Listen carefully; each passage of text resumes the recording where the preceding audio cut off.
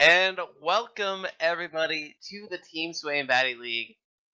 The Season 8 finals are coming up right now. I'm very excited, and my name is 30, and I'm here with AJS0 and Thrifty Senpai tonight to cast what I hope is to be the best finals ever in SBL history. How are you guys feeling tonight? I am really excited about this finals. I've been talking to a lot of people about this. I think there is some really serious upset potential for Muffin Men in this series, and obviously Fizz and Jayce are just legitimately very good, and that's exciting to be able to say that about a finals. Yeah, no, this is going to be looking like a really solid series. We've had some nice little changes that have happened here, and we now have our first high elo player in the SBL in a couple of years. Yeah, and the player he is referring to is Kammer. He has recently hit Diamond 1. And he was just Diamond 5, according to some information, just like last week. Or a week before. Last week he was like It was D4 2 D3. weeks ago. 2 weeks Two ago. weeks ago, this guy played in his last SBL series. He was Diamond 5. Tonight, he and the Dick Squad play again, Diamond 1. He was That's Diamond insane. 3 their last game. Like their last time. He just hit D3 before their last series. Or did they played last week, didn't they? Yeah. I don't know. Anyway, the fact what we're trying to make here is he's Diamond 1. He has improved so much over the course of the season. It really just seems like he's getting better and better.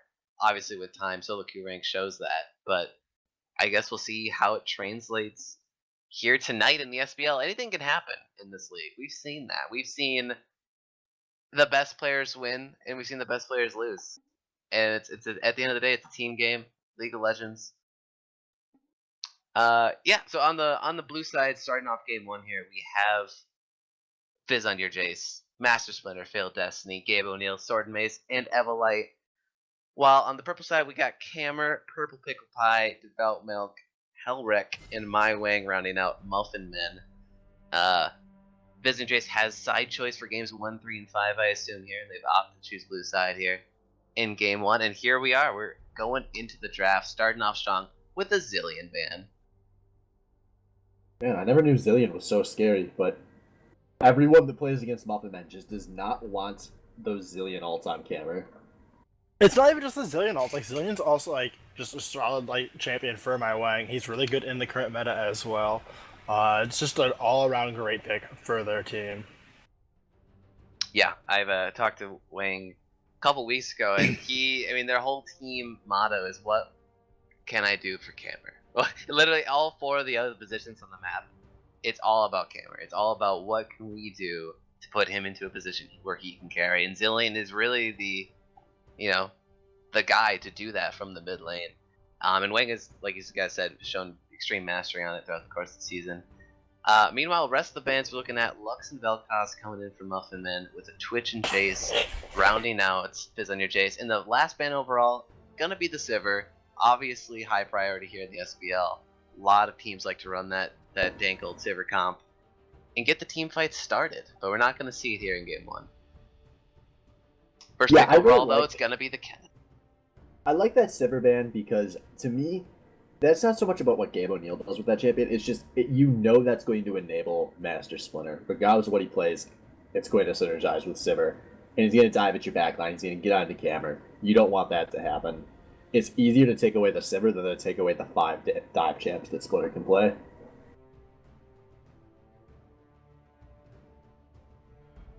And so first pick of the draft going to be Kennen getting picked up, most likely for Sword and Mace.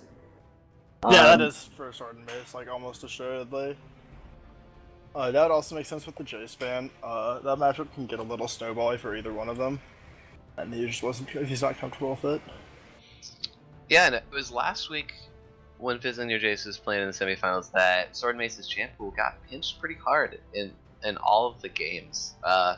Either 1 or 2 bans, it seemed like every game was targeted at him, and yeah, not in this game, not at all. The Muffin Men, they do not seem concerned in that top lane matchup with Purple Pickle Pie.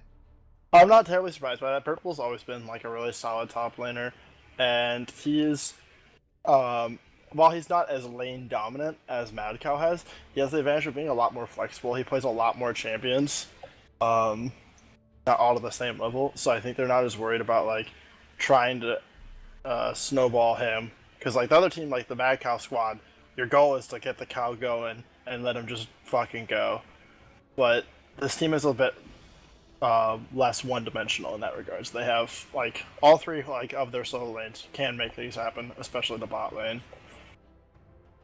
Yeah, absolutely. And Purple picking up Swain for himself here, and surprising because usually we've seen Sword and Mace and Fizz and Jayce pick up Swain very early and give it over to him because it is his most comfortable and most practiced champ. But here he's actually picking Kennen, which is usually a very good champion for Purple. So kind of a flip-flop of champ pools here for the top lane.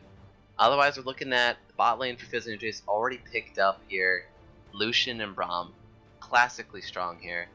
Failed Destiny's been playing a lot of Braum here in the SBL recently, with maybe some not so great results as of late, but we know he can definitely perform on that, and it just enables Gabe O'Neal to really go off on that Lucian, especially in the laning phase.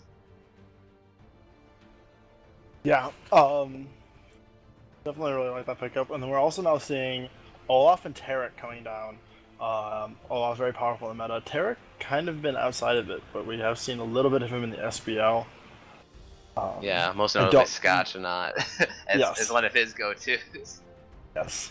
That is very odd. I know that Hellbreak doesn't actually play a lot of support, so I think a lot of players by now already know that he doesn't. This isn't the role that he is known for playing in solo queue, and basically his entire League of Legends career he usually plays jungle or other things, and just plays when he plays support. He just picks things that he thinks are fun and strong. So I don't know how much preparation really went into this target here. Yeah, I don't know. I imagine that he's at least somewhat comfortable on playing it. Yeah, I would bet so as well. Man, That was pretty much what I was expecting here. maybe watching those VODs last week, Everlight took it pretty personally because there was a lot of insinuation that he was too much of a pussy to blind pick that Vigar. And he's not wasting any time here tonight. He knows he's getting counterpicked. He doesn't care. Everlight finally picking up the legendary Vigar that people were so scared of banning throughout almost the entire regular season. I don't know if I really like Vigar in that comp though. Yeah, it's odd. It looks like it doesn't Sivir match being up gone, particularly well against the other team's champions, and it doesn't particularly synergize overly well with your team's champions. Yeah, it is very odd. It really. There's a lot of add other up. mids that I would have, if in against their team and for your team, that I would have picked over Vigar, but it might have been one of those things where it is a comfort pick, and he just wants to play something that he is comfortable on, and that's the end all be all of it. Yeah, I mean maybe it's kind of his ego getting to him already in game one, like Swift said. It's just that we watched the VODs from last week. He maybe was underwhelmed with his performances on the champions he did play, and he just says fuck it. He's going hard, and he's gonna show Wang early off in the series. Overall, the comp for your Jayce, it doesn't. Like you said, 50 doesn't really synergize. The Sivir actually being gone, I think hurts because Sivir in this comp would have been money, but I think they could still get it done with the champions they have. Yeah, I also think that Lucian still is like really good against their comp as well. I mean, Lucian's someone who is like pretty mobile and kiting, and he's definitely a favorite carry against an Olaf, just because you're not someone that can continually do damage and like kite really well is really helpful against Olaf. Just because like once he Ragnarok's, CC's not gonna stop him. But he'll really have to be on point with positioning because he's gonna be in the range of Swain and Malzahar. He has to be very careful of his positioning. To me, that's really the biggest thing in this game, just initially looking at these drafts, is I think both of these junglers are going to be in for a very bad time. And I credit Muffin for drafting the game out that way, because if Develop Milk's in for a bad time, who cares? Like, you don't need Milk to win the game for you. But if you can make Master Splinter have a rough time, like, I just don't see how that Skyner is going to make any plays in this game that are meaningful. Yeah, I don't know about, like Milk, even if he's having a bad time, at the end of the day, he can still just put a shit ton of pressure onto, like, Evil Light or force someone else to like run around. Like the thing with Vigor is that when you don't have that stun zone area, like you are really fucking squishy. And even though his ult does a ton of damage, if he's ulting Olaf in fights, that's an ult that's not on any of their 3 carries. And that's a really good position to be in. Mm-hmm. Yeah, I think Milk is in the better place of the 2 junglers. Yeah. And Also, Olaf synergizes really well with the Taric ult.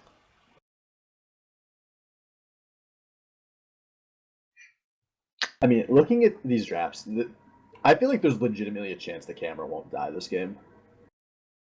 No, that's definitely a possibility. But on the other hand, like I wouldn't say that just because, I mean, Skarner's not gonna have the easiest time getting onto camera, but that is a possibility. And on top of that, you do have Vigor and Kennen. Kennen brings that nice solid AoE CC, and honestly, like Vigor, if camera shows up and he doesn't have any lifesteal or any MR, which is definitely possible early game, and you're at half health, Vigor can just hit R and you're dead. Like during the mid game.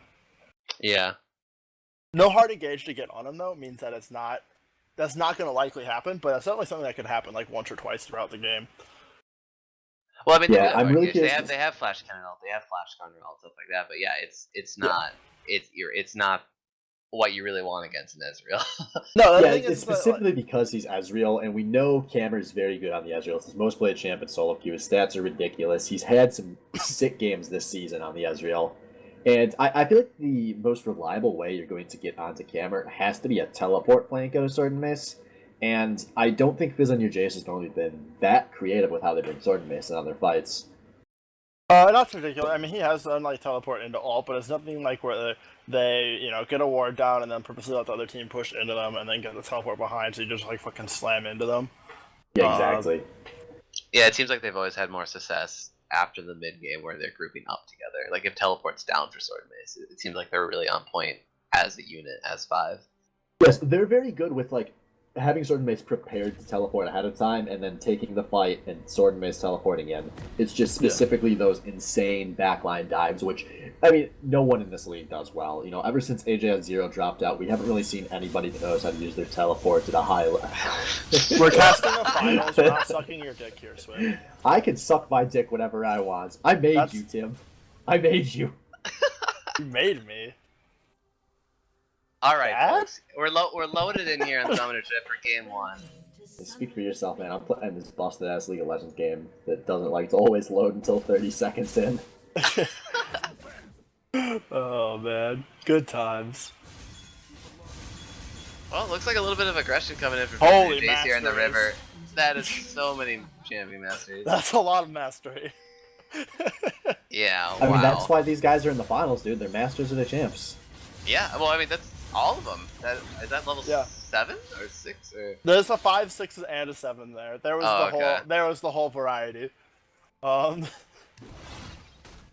What? So they're really just camping out on this Garner. They're gonna try stone. to get 75 team gold via 5 people on it. I don't know if it's worth it if you just take a shit ton of damage for it, but it looks like they're gonna get it just fine. Yeah, oh no, it has it that's when there's true. enough people. So 30 team gold, worth guys. Ooh. But Gabe O'Neal going to be coming into bot lane down 2 autos worth of health. Yeah. He'll heal a little bit off that off the camp, so and then off of health regen as well. So he's only gonna come in like an auto down on health, but it definitely does matter. Some of those early trades in bot lane can really just be down to who started the fight first. Yeah, and as we go into the bottom lane matchup, something we haven't really talked about is the 2v2 here. I gotta give it over to Lucian Braum here, especially in the early laning phase. It is a double melee matchup, so I mean, they're probably not a lot of Ras is gonna go down. It's probably gonna be pretty farmy here, but Ezreal just by the nature of the items he's gonna buy, he's gonna go tier first. He's just gonna be a little less powerful. Yeah. But I mean, we've seen Camer literally win the game off laning phase, but that was on Lucian. Yeah. No, that is definitely true. But the thing is like, even if he like is down on the fight, like the thing with Ezreal is that you can just neutralize like lanes if they don't have a range support to harass you, where you just can continually queue from outside of the enemy's engaged potential and just last it perfectly still. Yeah, but that's obviously Cameron, not looking like the case, as we see them being like really using level spikes here. Yeah, this is a kind of bot lane where most lanes, the support really dictates how the laning phase goes, but this is a lane where I feel like both of the AD carries are going to be the ones that dictate. just about everything about this laning phase. Camera's got to be really happy about that. Yeah. I mean, already they fought for level 2, won that, and then won out on the poke damage on Gabe. He's already down the health pot here. And yeah, Ezreal and Jericho are just pushing them in, and yeah. we're not going to see the jungler down here, actually. I like that they are pushing, though, because like the way that their lanes are going to set up here is that you have a Malzahar versus a Veigar, so Malzahar is very clearly going to want to push in as well. So, like, you know that with the routing, that Skarner's going to want to try and go mid, because Malzahar's going to push. So you're, like, just completely free to shove this bot wave and go crazy. And then meanwhile, Swain's kind of got the mid wave, top wave, slowly going towards his end of the tower. Ooh, that's a big snare down on his Swordmace. He's taking a lot of damage here, and he has to flash out defensively, but the dot still gets a first blood purple. Oof. I don't know what happened there. It almost looked like he disconnected. Oh my god. Yeah, now cameras being chased on. Nope, they're done. Yeah, it almost looked like he disconnected because damage. he just stood there in the never move. Like he just. He wasn't so out of that never move from where he was. Are you sure? Yeah, he needed to flash it. Or at least from what it looked like. From, yeah, I might say it looked like he just stood on the edge of it and didn't move at all. Okay, I don't know. I might have missed it wrong. Sometimes people have to focus on their CS, man. And if I'm Fizz on your Jayce, I'm really worried about that because that Swordmace picking up right where he left off last week. And Purple's getting a huge CS advantage on that because that wave was pushing towards him when that happened. So he's freezing the wave in top lane right now. Yeah. Yeah. Like, that puts Sword at such a huge disadvantage both on gold and EXP. And I know Sword and Mace was kind of saying otherwise. He's kind of defending himself in Twitch chat last week. But he did not win those games for his team last week. He did about as badly as you could possibly do versus Mad Cow. And he really had to get bailed out by his team creating kills on other parts of the map. Also creating picks in the drafts had to help him out too. Yeah, and... Oh, Failed Destiny gonna get stunned out here. Here comes Master Splinter coming out of the river, but they cannot get onto camera. A flash comes out of Hellrick, and that's the only summoner that has to get spent. A flash for exhaust trade, so not the worst. Not the worst trade, but like they took a ton and there's a of stun on the Gabe, and Milk is almost here. Gabe O'Neal is so low. Milk going for the axe snipe, and a heal gets popped by Gabe. Yeah, like even though that was a summoner advantage trade, the thing was that they ganked Gamer Hellrick, and they lost way more health on that. Let alone the fact that they got to have Milk come down and then they got to turn and do some more damage as well. Yeah, and West being in this bot lane right now means that freeze in the top lane is not being broken. Those creeps still have not hit Purple Pickle Pie's tower. He is turning that into such a massive advantage. He's already up about 700 gold in the top lane. Yeah, that's really, really bad, because once Swain gets going, there's really not too much that Kennen can do to stop him, because a lot of Swain's damage post 6 can come from just, like, he doesn't matter if he's CC'd, like, he gets an EQ and charges R on, oh, I'm stunned, but my dots are still doing everything to you. Absolutely. And also, Kennen in general is a pick, when you pick Kennen, you expect to either win your lane or go even. It's just not the kind of pick that really is built to lose lanes. And we saw that Fizz and Jayce was able to work around this last week, but they did drop their first game, and it was a really similar story. Yeah, Kennen is someone who can bring fights. Like, he does bring a lot of utilities, so that he's not, like, useless if he falls behind. I mean, an AoE area stun is still fine. Like, he can still go Sonya's first item. But it's not where you want to be. Yeah, absolutely not. There's ways he can make it work, but just being against that Ezreal, I don't think that he's going to get on, and it's about Malk, who he's not going to be stunning in fights. I'm just really worried for what he's going to be able to do as this game goes on, if something doesn't change fast. Yeah. That's a huge lead at 7 minutes, and now a double stun in the bot lane. Gabe is getting chunked out really hard. Hammer jumps past the Braum shield. He is going for blood here. Gabe O'Neal's super low fail destiny blocking Qs with his body, but a 2v2 near double kill from the Muffin then. Something to point out here is Hellrick's been like super on point. I've seen like 3 times now where he's gotten like 2-man double Taric stuns. Yeah. And I mean, props for him. He's been doing really, really solid with this. But I'm starting to think that like Destiny and Gabe like aren't sure exactly how to play against Taric. Yeah, they're really disrespecting his threat range because they're always in range of the Taric stun, and it's really easy if you can just walk up and you're already in range of the Taric stun, and then it's just a matter of trying to predict the movements. And a lot of the times Taric will get at least one of them, in that situation, but getting 2 is just absurd. Right, here comes Devout Milk flashing onto Sword and Mace, who does not yet have a flash available. He gets snared. The dots are on. Second kill for Purple. Meanwhile, My Wing feeling the sting in the mid lane, and Evelette picks up his first kill of the game. That Vigar ult, man, that was over the 4th of the health already, man. That's only gonna get better here with that kill in his pocket. Yeah, that was not. Looks like Wang did not respect summoners in the right order there because he ghosted as he was like, I don't know exactly what was going on there. Alright, now Failed Destiny flash exhausting on the camera, but Camera's gonna just arcane shift away. He is kiting this one out. Howard hasn't taken too much damage. The chase is on. There's the stun out of Gabe, and now the exhaust comes out. Camera trying to show us what Gabe has to flash defensively, and now Destiny's getting chunked out. Camera with the last auto attack puts himself on the board, and now Master Splitter comes in, but it just draws out the Terra Cult. He leveled in that fight, and he cannot chase into the Terra Culty. Oh man, that is upsetting. Failed Destiny with the flash in, trying to secure the last auto on camera to proc the stun, but the stun goes away, and when we went out the Winter's Bite, it reapplied it from the start. Oh man. Guys, Tear of the Goddess Ezreal just got a kill on the serrated Dirk Lucian in a 2v2. Yeah, man. It's really, honestly, it's Helric and Hammer playing seamlessly together. Like, these guys, they have so much synergy, it looks like, just the way they're playing right now. It's like, I don't know if they're even saying all of these micro, like, when to go in, when to not go in, but they're just dominating it right now. Yeah, it's really impressive to me that these guys have this synergy, because Cammer can't do a few with Helric. Oh man. Oh, Camera playing very aggressively. A heal comes out again, and Cam actually matches kills. That was so disrespectful. And now the Braum ult coming out, but Devout Milk there to disengage the fight. Failed Destiny getting a little hypey there at the end of the Braum ult, but yeah, coming in, saving his buddy Gabe O'Neal. I mean, that's just unlucky, really, for Camera. No, that was not unlucky. That was so stupid. And now in the top lane, a 3-man gank coming out of Purple White. Sword and Mace blows his flash, and he dies anyways. What? And that's not the end, because the jungler's showing this is going to free up an Earth Dragon for top lane trade. It looks like. No, I don't even think they're going to be able to get that top lane. Purple has his teleport in 10 seconds. Yeah, if I thought Sword, I guess Sword didn't die, they would have been able to take it.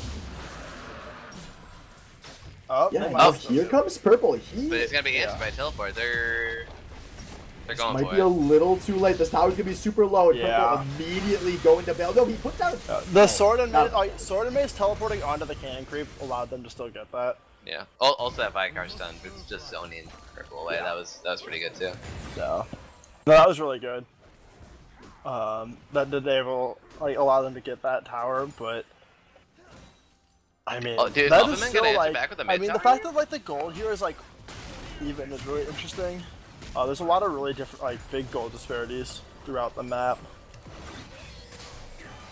Yeah, there is. Okay, looks like mid tower's still gonna stand here, but good chunk below half health there. Onto the Fizz on your Jayce, tier 1 mid. No, maybe being caught out a little deep. He has to pop the Ragnarok and the Ghost here. Evelite trying to get some chase on, but not be able to chase into the axes. If he might have been a little lower, I think the Vicar is still not up yet. It's on cooldown still. Yeah. Yeah, no. And also he was never in range for it. Yeah, it's a much shorter range than the rest of his abilities though, right? It is the shortest range of all his abilities. It was probably just out of range, but yeah. But where are these gold disparities? If he did have off cooldown and he was a little lower, he could have probably flashed and gotten it, but that wasn't the case. Most of the disparity is either Purple Pickle Pie or the tower that Fizz on your Jayce have taken. I guess I was curious on where Fizz on your Jayce was in the lead. It's definitely this mid lane here. It's almost 1500. Yeah. I mean that's 2 kills and then 15 CS. That's a pretty good amount of gold. Plus, then you also have was around for that tower take. He was on part of the first gold bonus tower. And now Camera being engaged, he gets knocked up at the tip of the Braum ult. Master Splitter is on his face. Here comes the Terra ulti, but it does not drop in time. Destiny's super low, but he's gonna walk on this one. No, Splitter, you dragged him towards your man. What were you doing? A double kill for Gabe O'Neal, but they did not have to give Destiny up there. No, but they're still very happy with that trade. Getting 2 kills on that game really sets them up. Oh, And but in this mid lane, Everlight is being suppressed. He flashes the axe. He's gonna make it out of that one. I think that was a jumped gun, just a little bit there. Yeah, I mean, if that was a really axe good setup, would've though. If that axe would have connected, they would have been able to chase him down. That was a really good Geez, setup in this from top Muffin. lane, we see Sword and Mace isn't even safe under his own tower. Purple Pickle Pie flashes out of tower and she gets the kill, and they're gonna set up a side lane turret trade here to go with it. That was really smart on Purple though, because the second the sword popped his ult. Oh. And Milk looks like he wants the 1v2. He's forcing a flash out of Game O'Neal, who has no mana. Now he's turning on the Master Splitter, and he's actually putting down a lot of damage on the Master Splitter. LS, you told me this pick was no good, but he forces both flashes out. Yeah. Oh man. Because like the second, like when Kennan's far behind like that, the second he burns ult, he's, especially with the build he's going, which he shouldn't be going for. Once you ult, like you're not safe from the Swain at all. You already have diminishing returns on your stud now. The Swain just gets to come and kick your ass. Huh, so at the end of it all, it's actually 3-0-0 for Gabe O'Neal here. But Yeah. I mean, he's only scraping by CS wise. But it is going to help his team out considerably because he is, you know, one of the main damage threats, along with Vygar. So actually, their damage threats are doing incredibly well so far. They're getting stunned kind of deep here. Gabe O'Neal going to toss out the culling, and Helder has to be careful because Everlight has joined the fight. And Helder going to get a nice 2-man stun off there. Cameron now trying to run. He arcane shifts away from Splinter. And Cameron... Sometimes I see Cameron 1v4 and I just think he's going to start trading back. And a mid lane turret take going to happen off camera there. So this is all 3 tier 1s taken by the Muffin men. Yeah, that's gonna set him up for that nice 1 point, like just over 1.5k gold lead up. Oh, Sword and Mace is a long, long way from home right now, and this blue buff gonna go over easily. Oh, Two you purple didn't want to show Pickle Pie. there. Yeah, he has no tower to fall back to. This is dangerous. I'm Everlight's surprised going up that we too. don't just see. I'm honestly really surprised we didn't just see Purple and Wang turn around and take the 2v3, because Purple is so big right now, and Sword of Mace is, besides his ult CC, is like a non-factor.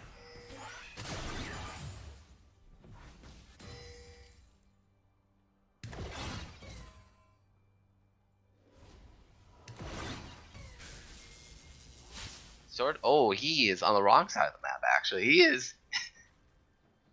How is he gonna pickle his way out of this one? Sword and Mace here on the Great Escape, actually. Oh, but Wang's coming up to pinch him. Yeah, he does have a flash. Yeah, right? there's Yep. the flash. Yep. There's the flash. But Meanwhile, my bot directed tier 2 damage going to the down bot now. lane.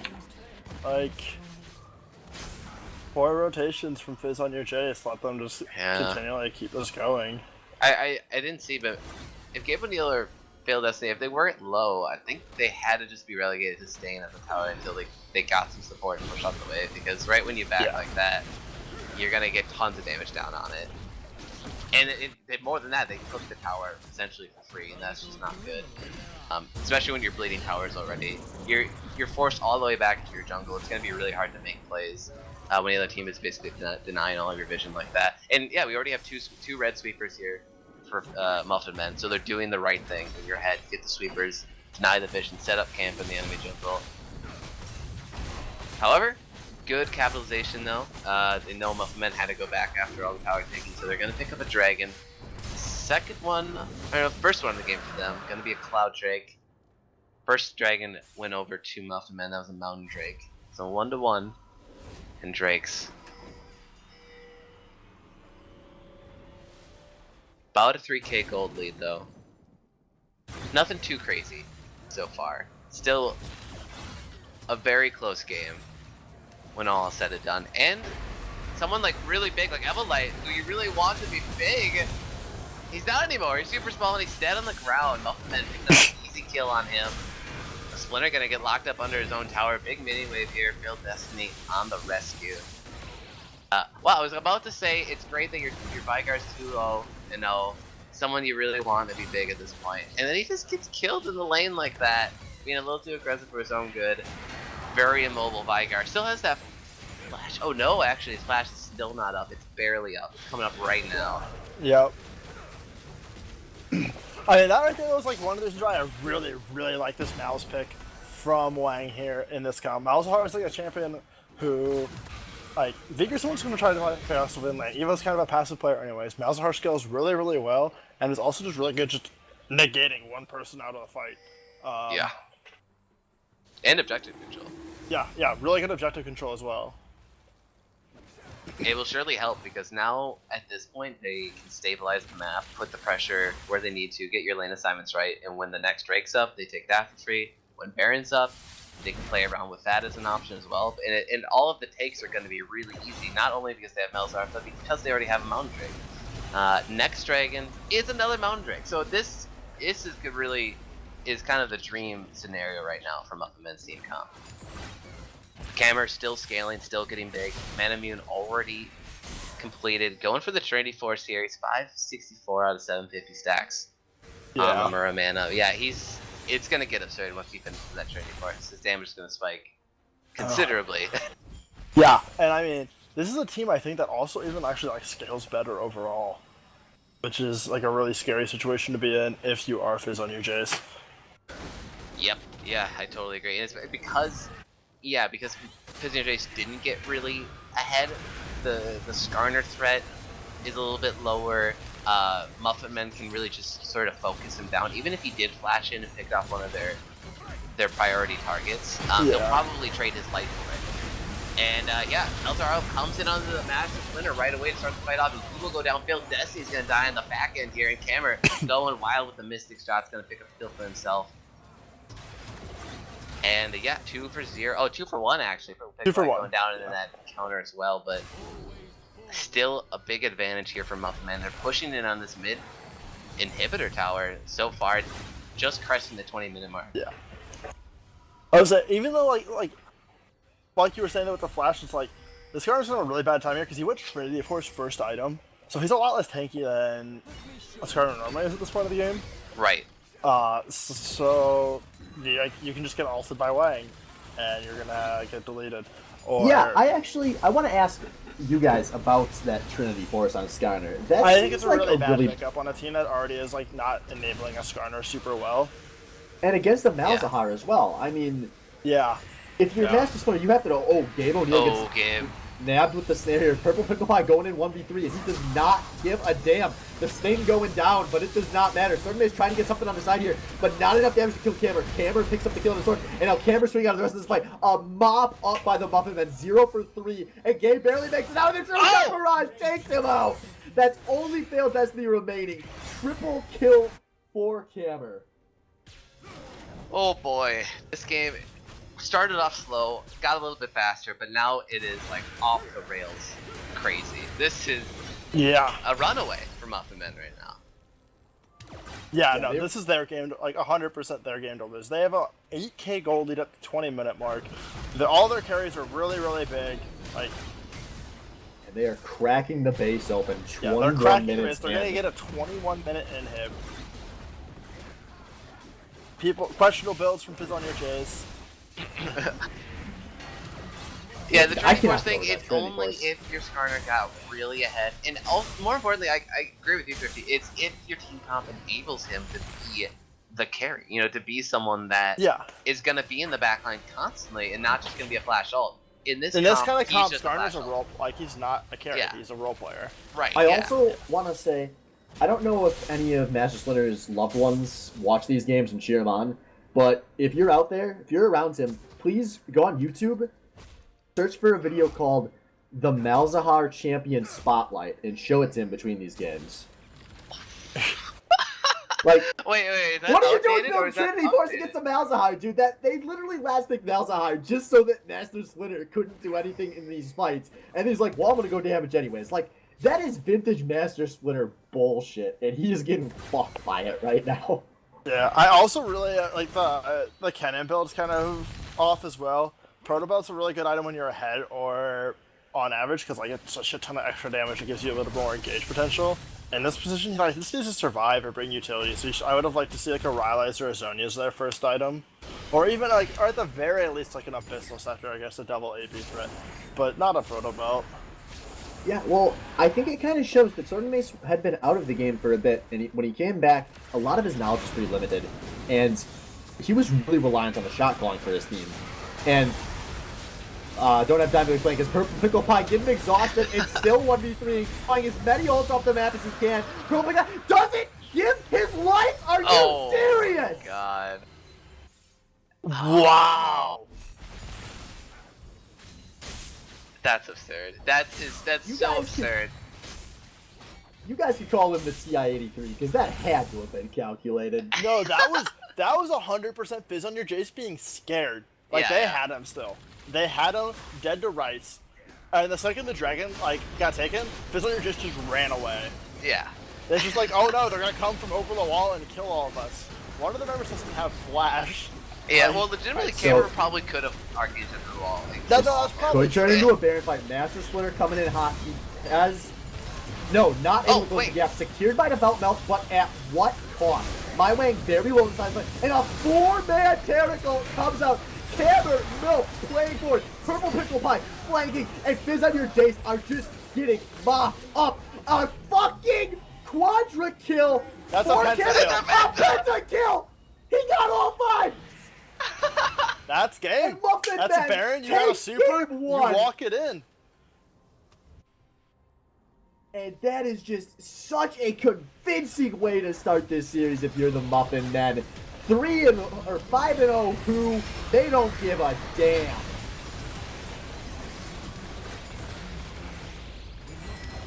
wow. The That whole was a narrative for this best of 5 just flopped. Disruptive game. And the worst part for me, if I'm Fizz on your Jayce, I feel like Fizz on your Jayce actually had a lot of things go well that you can't rely on in the mid and bot lane. Like, that game could have been a lot more one-sided, I feel like. Oh yeah. It could have been, but like even then, it was like mid went well, but your top got like Kamer showed up super hard, like outside of the laning phase. Like the early laning phase though, like he had a good CS lead and they got a kill and he put a shit ton of pressure on Gabe and they got the tower. But it wasn't until team fights that he like totally went off and just became like until like team fights and skirmish phase where he just totally went off. But Purple just fucking smashed open top, and then just made it easy for everyone else. And then with all that pressure that he generated, like Kamer Hellrick just fucking ran with it, and they just blew everything wide open. That was Right. amazing. Yeah. I mean, Kennen was your answer to the he was the backline tie. Not He after was- what he- happened though. Yeah, exactly. If that plan, like when you get to that mid game and your backline diver is irrelevant, like literally he's not even a part of this game. It's and camera already has started going off. There was almost no hope at Something I that point. also want to. So let's you know, we were actually, criticizing. guys, No, let's wait till we... Okay. Alright. Something I want to point out is like, because like we criticized them on their draft strategy for that game, Fizz on your Jayce. Garner did 90 more damage than Braum that game, the champions. Oof. Yeah, this damage chart's out of whack. It's crazy. Yeah. This is Yeah, Yeah, and nuts. like look at the damage charts. That was a fairly late scouter pick as well. It was just a brilliant pick out of my Wang to go for the Malzahar with the last pick overall. That was kind of the last 3 nails in Scouter's coffin. So, Fizz on your Jayce is going to have to adapt here. Really excited to see what they do going into game 2. But we are going to take our quick stream break before we spend 20 minutes on this game, guys. We will be back in a moment with water and empty bladders. And before we go, if you are going to be coming to the next Pong LAN, the seating did open in the middle of that game. I just dropped the link to the ALP. Please sign yourself up a seat because the Baiters free-for-all seats are not going to be available at this LAN. So if you think there's even a chance you're going to come, please help us reserve our table. Thank you.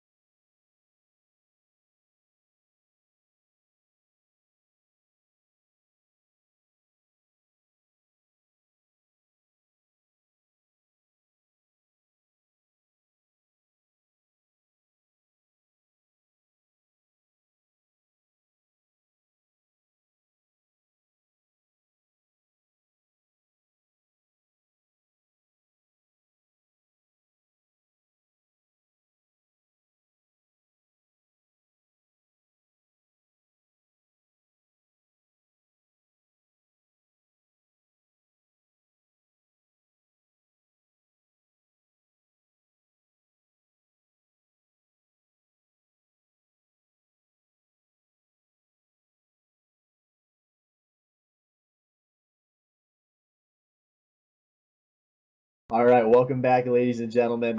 I'm still AJ0. I'm still here with Thrifty Senpai and 30, coming off of a very dominant game one out of the Muffin men here in our SBL finals. And, I mean, guys, I feel like we still had more we wanted to talk about on this game one. Yeah. So before we get into this draft here, fuck, man, like, that just, it went well. I feel like one player I want to talk about who I didn't get a chance to talk about as much as I wanted to last game, Purple Pickle Pie.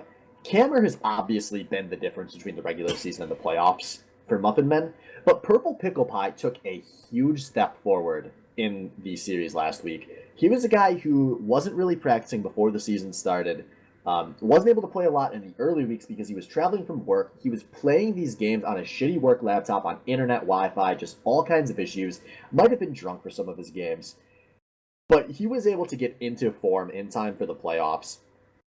And through his 6 playoff games that they've played now, I really feel like Purple Pickle Pie has hit his Season 7 form, where he was first team all-star top laner, just phenomenal top laner in so many different ways. And I think that's a really big part of the difference between Muffin Men being a second JTLE, where they just let Cameron hard carry every game and they do what they can to make that happen, or a legitimate multi-threat team, which they are. I think they also, actually, they've shown that they can work as a team, and people are willing to be role players on their team, whereas I feel like JTLE had some problems with, where everyone sat for what they needed to do in a team fight. Well, yeah, obviously, part of JTLE's problem was that their star player could only play one play style, and you can draft around what Mad Cow brought, and we saw that happen in the semifinal last week. Yeah, and what I'm most interested about going into this game too is the interesting draft choices Fizz and Jayce have to make here, because that's, like you just pointed out, that's kind of how they alleviated, Sword and Mace's weak laning phase with some creative drafting last week. But how are they going to do that this week? That's really the answer, because they have to figure out once again, solve the puzzle. How do we get top lane into a go even situation, and where the rest of our map can play and thrive and get to that mid game in one piece. Yeah, and I feel like that's something that has to change for specifically Master Splinter. We saw last week versus Mad Cow that Fizz on your Jayce was they felt fine with just leaving Sword and Mace out to dry, and whatever happens, happens. And they were able to make plays in the other 2 lanes, get ahead, and kind of bail out the disadvantage that Sword and Mace have been getting into. I just don't think that's a sustainable strategy. Yeah, no, it's definitely not ideal. It's puts you at a big disadvantage here for what you're able to do, and what you want to do, because when you go into any game, when you go into any draft, your team might want to do something, but there's all of these external variables that you have to deal with first before you start crafting what you truly want to do at the end of the day. And it seems like they're gonna have to make a lot of sacrifices in their draft already, which obviously just puts you at a disadvantage going into the game. Another thing to note, though, is side choice Muffin Men game 2 here, opting again for that red side like they did in game 1. So very good, smart strategy there. Why, if it ain't broke, don't fix it type of thing. They put Wang in that in the counter pick scenario again, and let's see what Evelite does this time around. Yeah, I really like this last pick to Wang. I think Wang has been an unsung hero for really this entire year. He was great for Waifu Superstar, and he's been able to do some things for Muffin Men. One of the big advantages to Wang is that he has a gigantic champion pool. He doesn't have any champions that he plays in elite level like a lot of the other high platinum players in the league do, but he could just bust out so many goddamn champions when it counts. And if you give him the last pick, he's going to have something that does well in lane and fits the comp that maybe he's never even played before. But when you play 1,000 games of solo queue a season, you have those picks in practice that you can bust out. And that's so valuable as a last pick. And it frees up Cameron and Purple Pickle Pie to do what they want to do and know that Wang will kind of mold to what they pick. Yeah, absolutely. And already we're seeing some changes, not in the picks, but in the bans. Fizz and your Jayce opting to take out the Malzahar here. Maybe they'll just pick the Vigar again. Maybe they just didn't like the Vigar versus Malzahar matchup. I doubt it though, because it went really well for Vigar early on with a little bit of jungle pressure. But first pick overall here, taking the Swain for themselves, getting it onto Sword and Mace, taking it away from Purple more importantly. Oh, we're gonna see him play that Ezreal. Oh, there we go. There's the Jayce. And the Jayce. Yep, this is as soon as I saw that ban dropped, I figured this was going to come through. Purple Picklebye has been practicing the hell out of this Jayce. Any of you that have been watching Worlds know this is a strong pick on this. Man, is this the first time the SBL's ever been on the relevant competitive patch? Like an SBL finals? That's so cool. We aren't on the same patch. No, we we're a aren't. patch after. Fuck. We're like 2 patches God after. damn. Yeah, now we're Fuck. 2 patches after. I hate League Yeah. of Legends. It moves so fast. To be fair though, the second one afterwards, the only thing it really did was it the only major competitive change it made is that it nerfed Cassiopeia. Well, it's a good thing we got knocked out early. Yeah, really excited to see this Jayce in action. Purple, obviously, laning phase went very well for him last game. This is another matchup that he's going to have the potential to go off in, especially if he pulls ahead early. Oh yeah, and I mean Jayce is, in my opinion, at the end of the day, pretty feast or famine. And when he's feasting, it is very scary, and it becomes scary if they ever get into that situation where they're sieging down a tower and Jayce Q takes out Patrick Health as Lucian. Jayce is one of the most snowbally champions in the game. Yeah, no doubt. Honestly, like, it really is. He really is, and it's also because he's kind of limited to one playstyle too, right? You have to poke before you go in. No, you don't have to do the poke. That's what the whole reason why he got really popular without doing the tier rush build is you don't have to do the poke. You have really good all-in potential with it. Really? Mm-hmm. So if you haven't noticed in some competitive games, where you're not needed to be a siege engine, people are just going like straight in like the mid lane Jayce. You're going straight into like Maw of Malmortius into Ghostblade, or top lane is doing like Ghostblade. Like you're not doing tier because you don't use the mana sustain. Holy fuck! And this is a change. So, Master Splinter busting back out that Evelynn that he played, I believe it was twice last week, and Evelynn picking up Yasuo. What the balls on this guy, dude? I like the picks he had last time he played. Those are safe and like smart. This to me almost seems reckless. You know, can I go off on a long Evelynn tangent here? Sure. Okay. I don't think Evelyn's capable of being a star player. I think professional player comparison. I think Evelyn's very good, but to make a professional player comparison, I think he's kind of like a pole belter, where he's very good. He works with what he gets, but he is not the guy that can take the game over on his own. Yes. And you need somebody else on the team to be that number one. And then just be like, all right, we're not going to give you the resources, but please do a lot of damage anyways. And that's when Evelynn steps up. Most of the season for Fizz on your Jayce, he's just played a champion with a ton of wave clear. It's let Fizz on your Jayce stall out, stay even until the 20-minute mark, and then they can start playing the smart rotations, the smart team game, good teleports out of Sword and Mace, good dragons, and they can win the game that way. And in these playoffs, specifically in this last game, they weren't able to do that. And I feel like a big part of that is that they don't have Evelynn on this slow, wave clear, can sustain through anything that gets thrown at him. And this Yasuo just cranked that up to 11. I will say, Evilite did play Yasuo in the regular season, actually. And it was against Wang. Well, I was about to ask the dumb question, did they win that game, but... Yeah. They didn't, so it's 5-0. Yeah. Yep. So, that was also the only game where he did not play his usual very, very passive playstyle in lane. To be fair, though, he was Yasuo against an Aurelion Soul, which is one of the most frustrating matchups for Aurelion Soul if you don't just do the whole neutralize lane situation. So you get a free lane against Aurelion Soul because he just does the thing where he fucking takes your trade and kills the wave, and then goes back and then uses his Comet of Legend to come back to lane right away.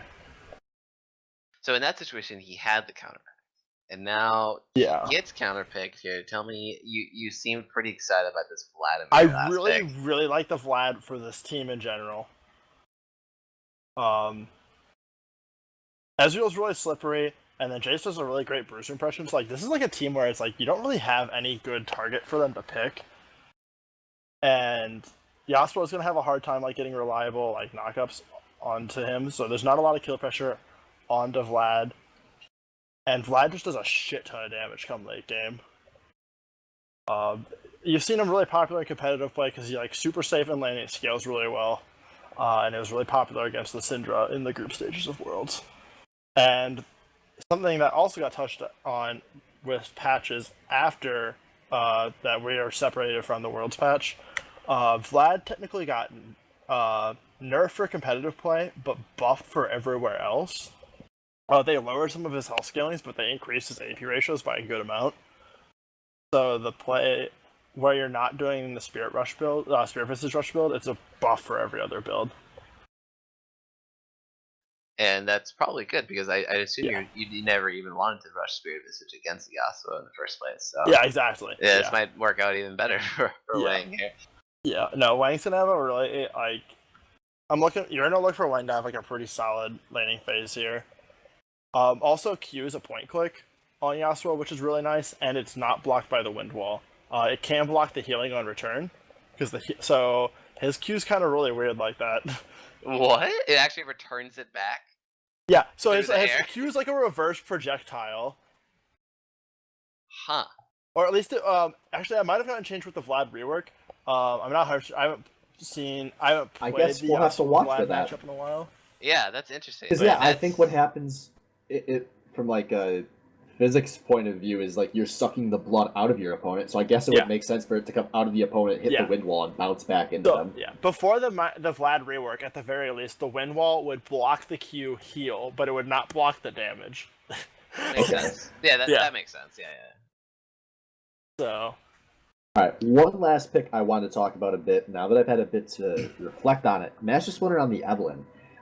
I don't think this is a good comp for Evelyn. I really feel like Muffin Man is gonna not give much up to an Eve pick. Do you guys agree with that? I agree. That's why I was really happy about the Vlad pick. Like, you're a pick that plays safe in lane, and you scale insanely well. Like, you're super safe, you scale really well. That's exactly what you want against an Evelyn. Bot lane is Taric Ezreal. That's really freaking safe. You're going to have a really tough time ganking that when you have a Braum Lucian lane. And then, I mean, Swain Jayce is where you get some potential, but because you know that you're the one lane that's not difficult to gank, you get to play around it a lot more because you know you're going to have a way more focus than normal. And I also think that if we see Purple get close to the kind of lead he got in the last game, he's easily going to be able to turn in 1v2 versus an Evelyn. Yes. He'll actually straight just win the 1v2. Jayce, like, kill both of them. If he gets the same kind of lead like he did last game, it'll be a lot worse. Because what'll happen is that even if you'll have to send 3 people up, and then always he's still gonna kill 1 person, if not 2. Yeah. Yeah, it really is up to. I mean, it's on the Muffin Man players, I should say, to overextend grossly and to actually have Eve have a long lane where she can chase you and get off continuous hate spikes. But honestly, if they play these lanes right and they position well, it's going to be rough for Master Splinter. And even if you play Evelyn and you say, okay, lanes aren't gankable, whatever, I might power farm and I might take a little peek into the enemy jungle. I don't think you actually want to go toe to toe with an Olaf. I mean, early on, sure, you have that advantage, but Olaf's going to scale way better. I don't know. I understand what he was trying to do with pick, but once again, maybe it's Muffin Men just being really good at their drafting, like really damn good. Is that it's like the Evelyn, like honestly, it's just once again, like the rest of their comp has some kind of like synergy, except for one champion. Then they pick one champion that doesn't like really mesh with the rest of their comp. Last game it was the Vigor, and this game it's the Evelyn. And I also want to talk about the Eve from a historical context. I know Master Splinter's been very high on it for like the past month and a half. He played it twice last week versus JTLE. I was not a fan of it. I didn't think he really knew how to use the Eve. You have to snowball your lanes so far, so early to justify that pick. They won one of the games, they lost one of the games that he picked it. But both of those games, he just was not able to get involved early, the kind of way that the Master Splinter of old. I mean, he had that champ banned for almost 2 years straight. He could play a game a season and be like, oh, well, never give that back. And we just didn't see that versus JTLE. And JTLE were not smart laners. They're not the kind of guys that respect and leave. Yeah. Yeah, without a doubt. And already, once again, this is a mirror matchup in the bot lane, folks. There's no change here. They're both on the same goddamn sides. And once again, Ezreal and Tarek are just coming out ahead on these trades. They definitely know how to position the lane a lot better than they should. Gabe O'Neal is just standing in a lot of bad ways to get hit by Mystic shots here. Yeah, I really love the way Cameron and Helric play aggressively at level 1. I feel like not a lot of AD carries know how to play aggressively at level 1. And they've done a great job of it, even if Cameron takes a good extra damage at the end of that. I mean, this guy's Diamond 1, right? He's fighting for every CS. When you get to Diamond 1 MMR, your laning phase is well above and beyond a Platinum player, and what they are thinking about constantly. Literally every CS, they're gonna make you fight for it. And if you go in for it, expect some damage. Yeah, and something that a lot of people don't realize as well with once you start getting into that Diamond level, there's a really big difference in like just Diamond alone. Where it's like if you think of a Plat 5 versus a Plat 3, there's not too big of a difference. Like you're like, oh yeah, the Plat 3 is gonna obviously be better, but it's not like anything huge. There's a very large difference between Diamond 5 and Diamond 3, and then that's there once again between Diamond 3 and Diamond 1. I mean, I guess we'll see how this series plays out. But Gamer, he's really on the run to be the best mechanical player the SBL has ever seen. I mean, and also to win the SBL. I mean, I'm really jumping ahead of myself here, but it looks like Muffin Men, they really want to win this championship tonight. They are going all out. Yeah, I mean, this is the second highest rated player we've had in the SBL, and the highest one we've had in forever, since like 4 seasons ago, I think. Yeah, 4. This is like, and he's got a huge gap. I mean, the next highest is we have 2 D5s. Oh, Melk paying a visit to the top lane. Double buffs go with the sword and mace, but Master Splinter, he was already waiting in the bushes up top to get purple, nice knock. And he'll have to back out as safely as he could there. And yeah, it's just going to be kind of a route for Fizz on your Jayce in that top lane. Purple, Pickle Pie, and Develop Milk working well together once again. Going back to only purple, summoner blown there. On the topic. Like, we already mentioned how like snowballing the champ is Jayce's, and I'm really liking that on purple, because purple's been playing super dominant in lane. He did it again last game, and he's already starting to show up this lane. He has a 13 CS lead. Like, the wave is pushing in for him, but like he's already establishing like a very set of dominance on top of this Swain. And whilst, I mean, it's not going as well as the last game, Jayce is a champion that can convert CS leads into much larger leads. Mm-hmm. I mean, I wonder what the itemization is going to be for Sword and Maze. Is it always Catalyst first no matter what? Because if that's the case, Jayce is going to be getting some sort of damage, some good combat item, right? Like, where it is just going to keep continuously getting worse here.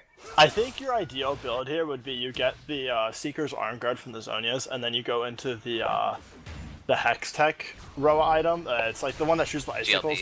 Yeah, that's it. I don't remember the name of it.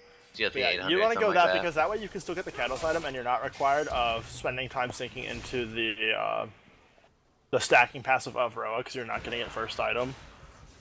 And on top of that, you get a nice little bit of utility with the slow. But like that early armor will make it so you don't just fucking die to the Jayce who's trying to build this early armor pen and just body you. Yeah, it's going to be really rough if he doesn't pick up any armor on this deck, which he is doing right now, and we can watch which items he buys. I led into this so well, and he's not shopping fast. Slowly typing in armor in the search. No, he was actually waiting. He was sitting on waiting for Catalyst gold. Is what happened. Like he backed and he had like 5 gold to go to it. Yeah, and he was not able to give a freeze over to purple. So I guess that. Oh yeah, Master Splinter. He's actually coming into the bot lane. The teleport is channeled here in the bush. Sword and Mace is going to make an appearance. Going in on a camera. He gets a flash out of the Never Move, and they're going on to Helric on the opposite side. 4 members chasing him. Winter's Bite land, but it's not going to be enough, actually. He gets the turn. Power. Sword and Mace has the flash out as he gets locked up. Summoner Guild comes through from Fizz and Jayce trying to save their members. Master Splitter, he flashed in, going in for the burst, the haste flank, but it's still not going to be enough. The fight's going back and forth. There's Purple! Purple teleports in from behind. It's going to be a total stop, and Purple picks up a kill. 2 kills down already from Muffin. Here's the double kill, and Gabe O'Neal. Oh. It's probably going to get out safe here. Oh, just kidding. He's turned the dodge on the axe, and the flash wave gets the kill. 0 for 4, 6 minutes in. That was a rout by the Muffin men. Just such a series of outplays, and Fizz on your Jayce did not have any respect for the solo lane showing up there. Of course, if you fight for a full 60 seconds, the mid laner is going to come down, and the top laner is going to TP.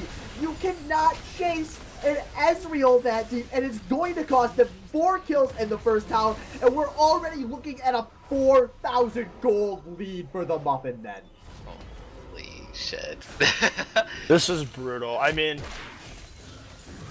there's honestly nothing more that could get a team's morale down. It's not even the fact that they lost. It's just the fact that they actually took the initiative this game and they set up a proactive play. Failed Destiny, he started the fight. Master Splinter was already coming down river. The TP was channeled by Sword and Mace. It all was set up right. They were like, yeah, we're gonna make this proactive play. We're gonna take camera down a notch, and it all backfires at the end of the day. That is huge. I would be devastated mentally at this point. I mean, obviously, yes, that is devastating. I really just don't like that proactive play there. Like, Swain, you had Jayce in top lane. It's like, that was such a huge gamble for Swain, and Swain's is just totally done now. Like, Jayce's executioner is calling. He's already ahead. He had the wave set up because Jayce was in lane at that time. So, like, even if, like, Jayce didn't teleport down and get kills, like, Jayce just had a huge advantage off of that. It's just such an all-in play for a Swain who wasn't even level 6 yet. Yeah, and also the strike. Shouldn't this have been Fizz on your Jayce's strike? Because Muffin had the back there?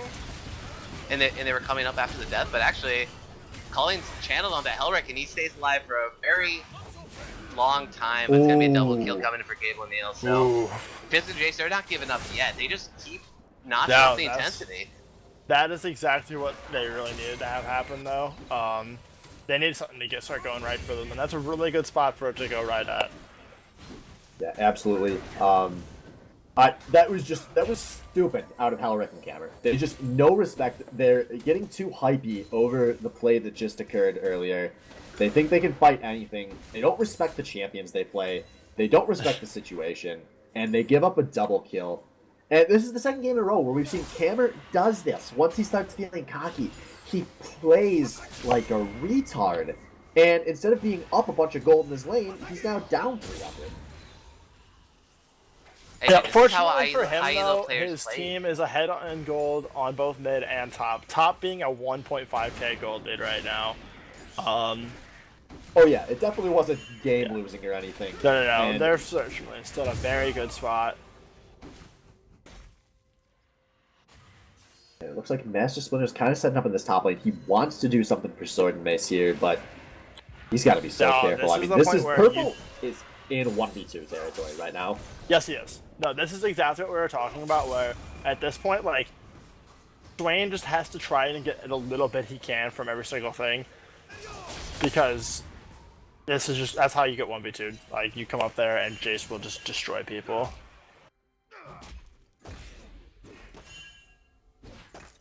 Bot lane for Muffin, taking a peek into the jungle here, laying down the deep vision. They laid a ward down the Wraith camp, and now the red buff. Anywhere they can, because that's how you play against them, when you ward up for camps. And they're doing that correctly. And they actually rotate the bot lane into the mid lane here, trying to take down this mid tower here. Failed Destiny will be there with the shield to stuff that. And Sword gets hit up by the Jayce Q, and it's gonna get axed down to Melt. Melt's gonna pick up that kill for himself. Yep. Also, points for good build. The execution calling did help there. Ooh. So, Tarkal comes through onto my wing, gets going. He's gonna be invulnerable for just a little bit longer. Spams the TSM emote and heals it out, and then comes back in for the kill on Failed Destiny. Wowzers, the style going on for Muffin Men right now. They're gonna get that was top also lane turret out of right it there too. as well. Like, you can get super low, and then he's just gonna heal it all back up against this team. Yeah, they're Yeah. especially losing losing top one for sure. Yeah. Will the mid outer Mid will fall also here? go down. Yeah, Gabe O'Neal, he's taking the health pot here, but I don't know if there's nothing he can do here against He Street. should have just recalled. How many fights in a row is Cameron gonna be 1 or 2 man outnumbered and just casually lay down the poke until he's ready to re-engage and then win a huge fight? I mean, call this guy Walter White because he cannot keep getting away with this. No, I mean... Splitter with the flash in, actually gonna pick up the kill on Hellwreck. Maybe they stayed a little bit too long, but no, that's just gonna be the death there. Yeah. Props for Wang on that fight too, though. Wang got a very large ult. Like, he got a good ultimate down, and then he pooled after the Yasuo ult. So the Yasuo ults him, he takes that, and then he pulls out after ulting. So then he comes out and he just was able to sustain through all the damage that people were trying to finish him off on. And when they all tried to burn the Vladimir and they failed, SBL Cameron did a great job of putting out damage, and you saw what happened. Yeah, this little combo here with Tarek Vlad is just one of the most annoying things I've ever seen in this game. Like, he actually pulled, and then the Tarek ult hit, and he was vulnerable as he came out. It's absurd how much damage they can prevent in these fights. Yeah, and on someone like Vlad, that's super annoying because if like you just leave Vlad unchecked for just a small amount of time at that low health, it's just, you see what happens. It just shoots right back up. Yeah, and he's doing very well for himself, a lot better than last game. Yes. On the Malzahar, 2-0-0 already on this Vladimir. He's got the Proto Belt completed. Probably look, Cloth Armor. What is he looking for? Zonia's now looking for something with Cloth Armor. I don't know. Oh, yeah, it had to be Zonia's probably. Yeah, I mean, you don't really need, I mean, Evelyn is going towards an MR AP based build, possibly, with Stalker's Blade and the Runic Cynicos, but yeah, it's definitely, like, I think your big options here are you could go Rylai's or you could go Zonia's. Both are really reasonable choices. So a little less than a 6k goal lead here for Muffin Man. My Wang, he's playing really overzealous here in the mid lane. But it's probably gonna miss on the full Wang here. It's also gonna miss the Bramall. Blasts in to get the auto proc, but it's not gonna be enough. He just ghosts away, and now here comes the re-engage. Melt pops his ghost, and he's going in now. Hellwreck and Cameron, they're gonna meet up here. And the double hit on the Jayce Q, and Evelyn's gonna get stunned up by Tarek, and Hellwreck will pick up that kill. 2-for-0 from Muffin Man. And the map is theirs. What are they gonna do? Looking for tier 2 mid tower, it appears. Muffin Men are looking so sharp this series. Yeah, just how much. That was another fight where it starts out good with Fizz on your Jayce, but they commit well past their vision line, and Muffin Men collapse to the guy that needs help. I mean, this is 5v5 League of Legends 101. Your bro is getting ganked. Go to his lane and help him out. And Fizz on your Jayce isn't getting properly to some of these. This is and now they're ridiculous. gonna pull the double neutral play. This should happen in 5s. It's happening because what could they have done? Actually, Development's gonna get pushed out here, I think, unless he secures it. Oh, 970! He's actually not gonna have it, and that Splitter comes in for the casual Dragon Steal, if you want to call it that, and yeah, he'll get out safely though. But yeah, I mean, why not try that? That actually could have worked if Fizz and Jayce was a little bit slower on that play, like a second slower. That would have been Dragon and the Rift Herald going over to Muffin Men. Yeah, but the Rift Herald going over to Purple Picklefly, who that's just. I think for the situation that Muffin Men are in, that's the Rift Herald was the more valuable of those two. Fizz on your Jayce are not going to be in a situation where they're going to get sneaky Barons or they're going to be sieging away at towers with that Earth Dragon. Purple Pickle Pie. Earth Dragon is like, it's better than just like sieging away. Like, it does make you push faster as well. Like, it has minions as well. Oh, 3-man Vladel comes from Wang here in the mid lane, and once again, Fizz and Jayce are on the long run down the mid lane. Looks like they'll probably get out of this one though.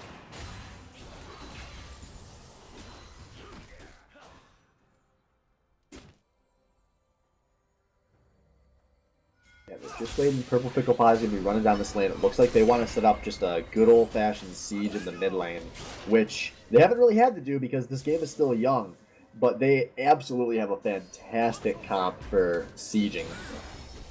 And they really don't have anything they have to be worried about getting caught by. Well, okay, I think this has to be a small misplay. Why put Jayce in the mid lane? Put him in the bottom lane. Why is Camber down there? Use the Rift Herald. Yeah, you passive. want, yeah. Yeah. And no single person can come remotely close to sustaining this Jayce's siege. Yeah. But I mean, right now, No, I don't think that matters. 4 people. It's a small nitpick here. Oh my god, the damage is absurd. Jayce coming in from the side. He jumps in, picks up the kill field. Destiny game at the flash out of his tower, and now Swordmate, he teleports in from behind, trying to look for some backline damage, but it's not going to be enough. Melt gonna get destroyed before he picks up anyone, and now Wang is on a long run to the enemy jungle. He'll get out safely. Meanwhile, bottom lane, Cammer, he's gonna pick up a tower for his troubles, which were none in the bottom lane. That looked a little awkward for a moment, but I thought that wasn't going to be done. But that fight looked a little awkward for a moment. Maybe not executed perfectly by Muffin, but it still turns into an even kill trade and 2 tier 2 towers taken. I don't think they have to feel too bad about that. And I think that fight showed why they didn't mind having Purple Pickle Pie in the mid lane. Even though we had the Rift Herald, you want to, utilize that buff. Oh, but we're not done.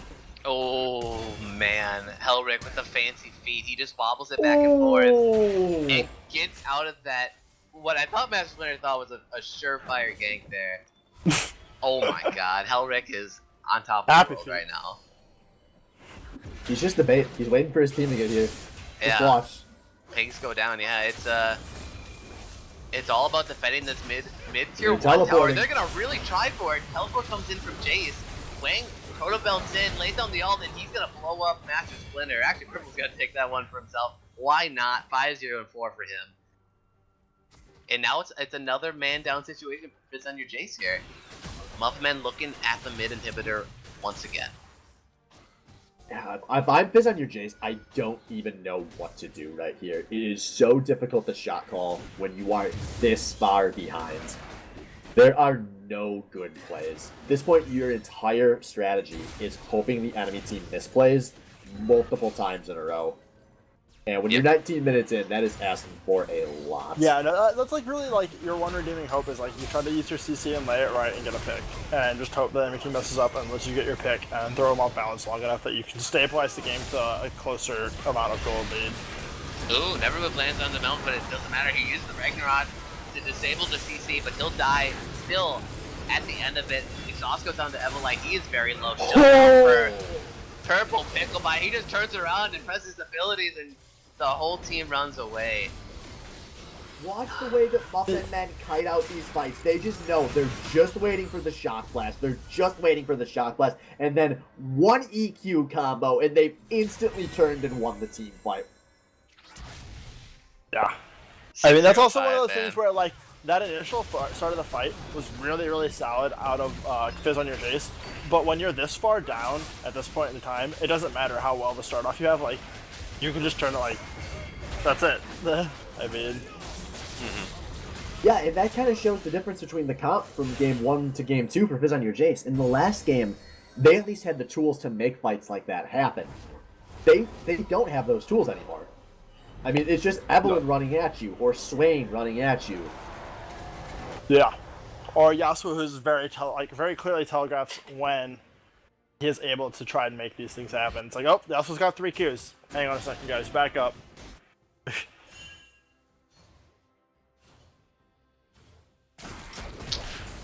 So we're looking at, 11k gold lead, give or take. And a little bit after 20-minute mark. And an inhib down. Yeah, and an inhib down here for Muffin, man. And the pace that they're playing these games at is pretty quick. I mean, they're really just stomping the laning phase, and the second they get that first breakdown, the second they take the first outer, instant rotations, picking up all the outers, and usually it's just getting really easy picks that open up man advantages, and that's how they get it. They're not actually trying too hard for these towers. They kind of just come to them after all these great fights they're taking.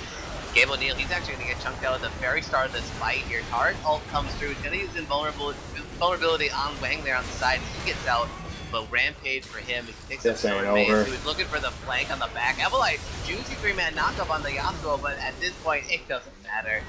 He gets slapped sideways. Double kill for Wang here, and only one member alive for Fizz on your Jayce, and honestly, only one game remaining for Fizz on your Jayce here to try to to save their season. Yeah, this is insane. I thought Muffin Man had serious upset potential, but it was still upset potential. I thought Fizz on your Jayce would be the favorites here, and Muffin Men have just looked like they are in another league through these first 2 games. Honestly, like another league. Like they actually shouldn't be in the SBL. I don't know if they qualify for the Patty title here. And oh my god! They didn't just win that fight. Yeah, they did. Yeah, Oh, Light yeah, just they died. Oh my god, and it's still going. It's look how fast Fizz and your Jayce players are dying. These are just autos from Purple Fish 5 too. Some of these are just autos. Some of these are just autos from camp. You know, you And guys said if we thought that last game couldn't be any faster, this game was somehow faster than that. Like 22 minutes and we have a 24 32 minute seconds. and a half, and then we have a 22.5 minute game. Muffin Men must know that I wanted to get up early tomorrow. This is just If they have another obscene. game like this, we've had single games take longer than this whole series. Yes. Holy crap. Alright guys, we're going to cut away real quick. We will be back in just a moment to bring you Game 3 as we see what Fizz on your Jayce has in their bag of tricks to try to pull out this reverse sweep.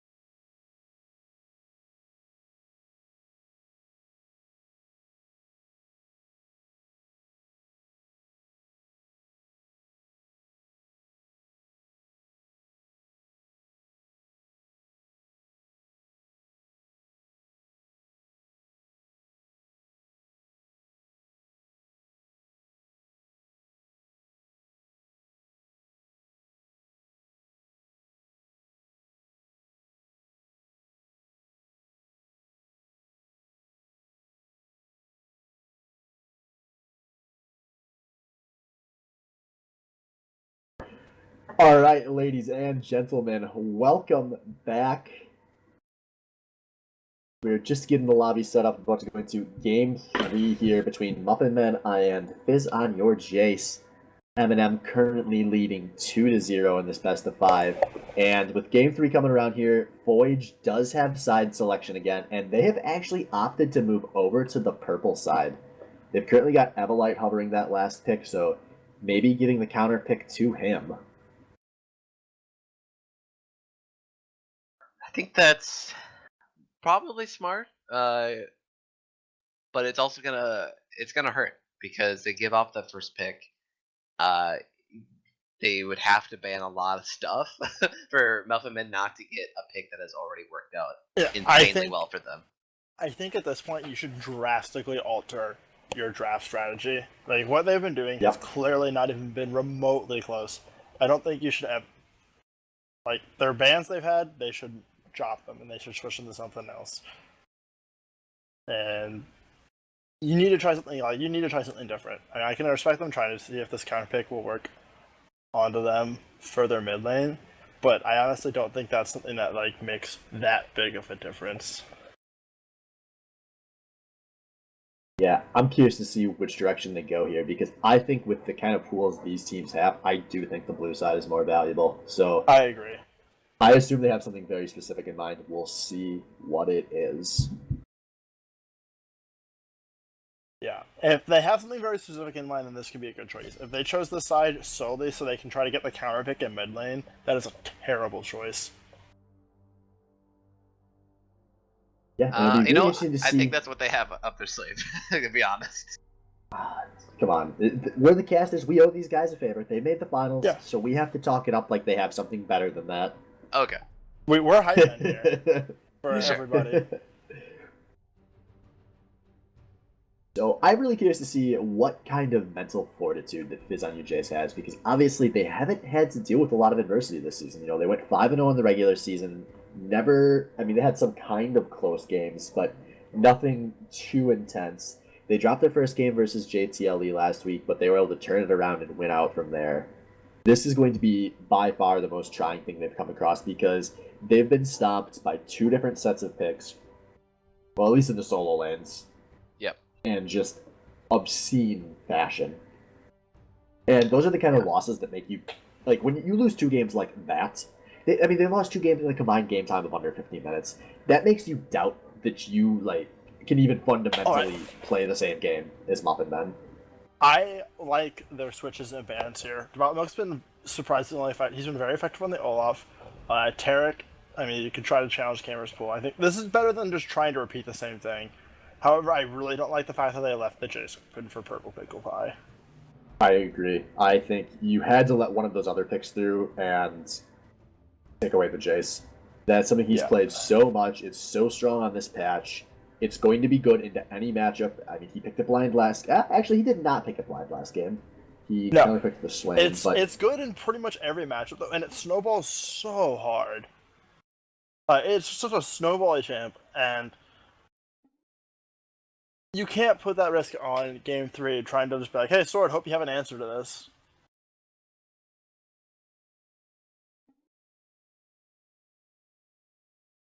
Alright.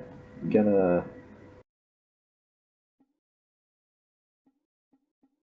Wait, what? Oh, he had a placeholder and quit right away.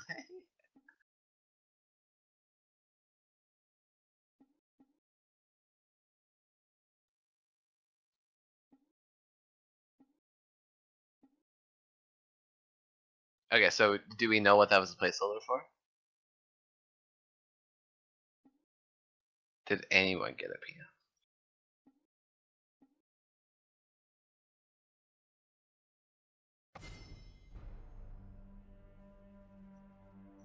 It looks like they were trying to do a placeholder pick, and then Purple made the placeholder pick and then immediately dropped the draft, instead of waiting for the other 9 champions to be picked before dropping the draft.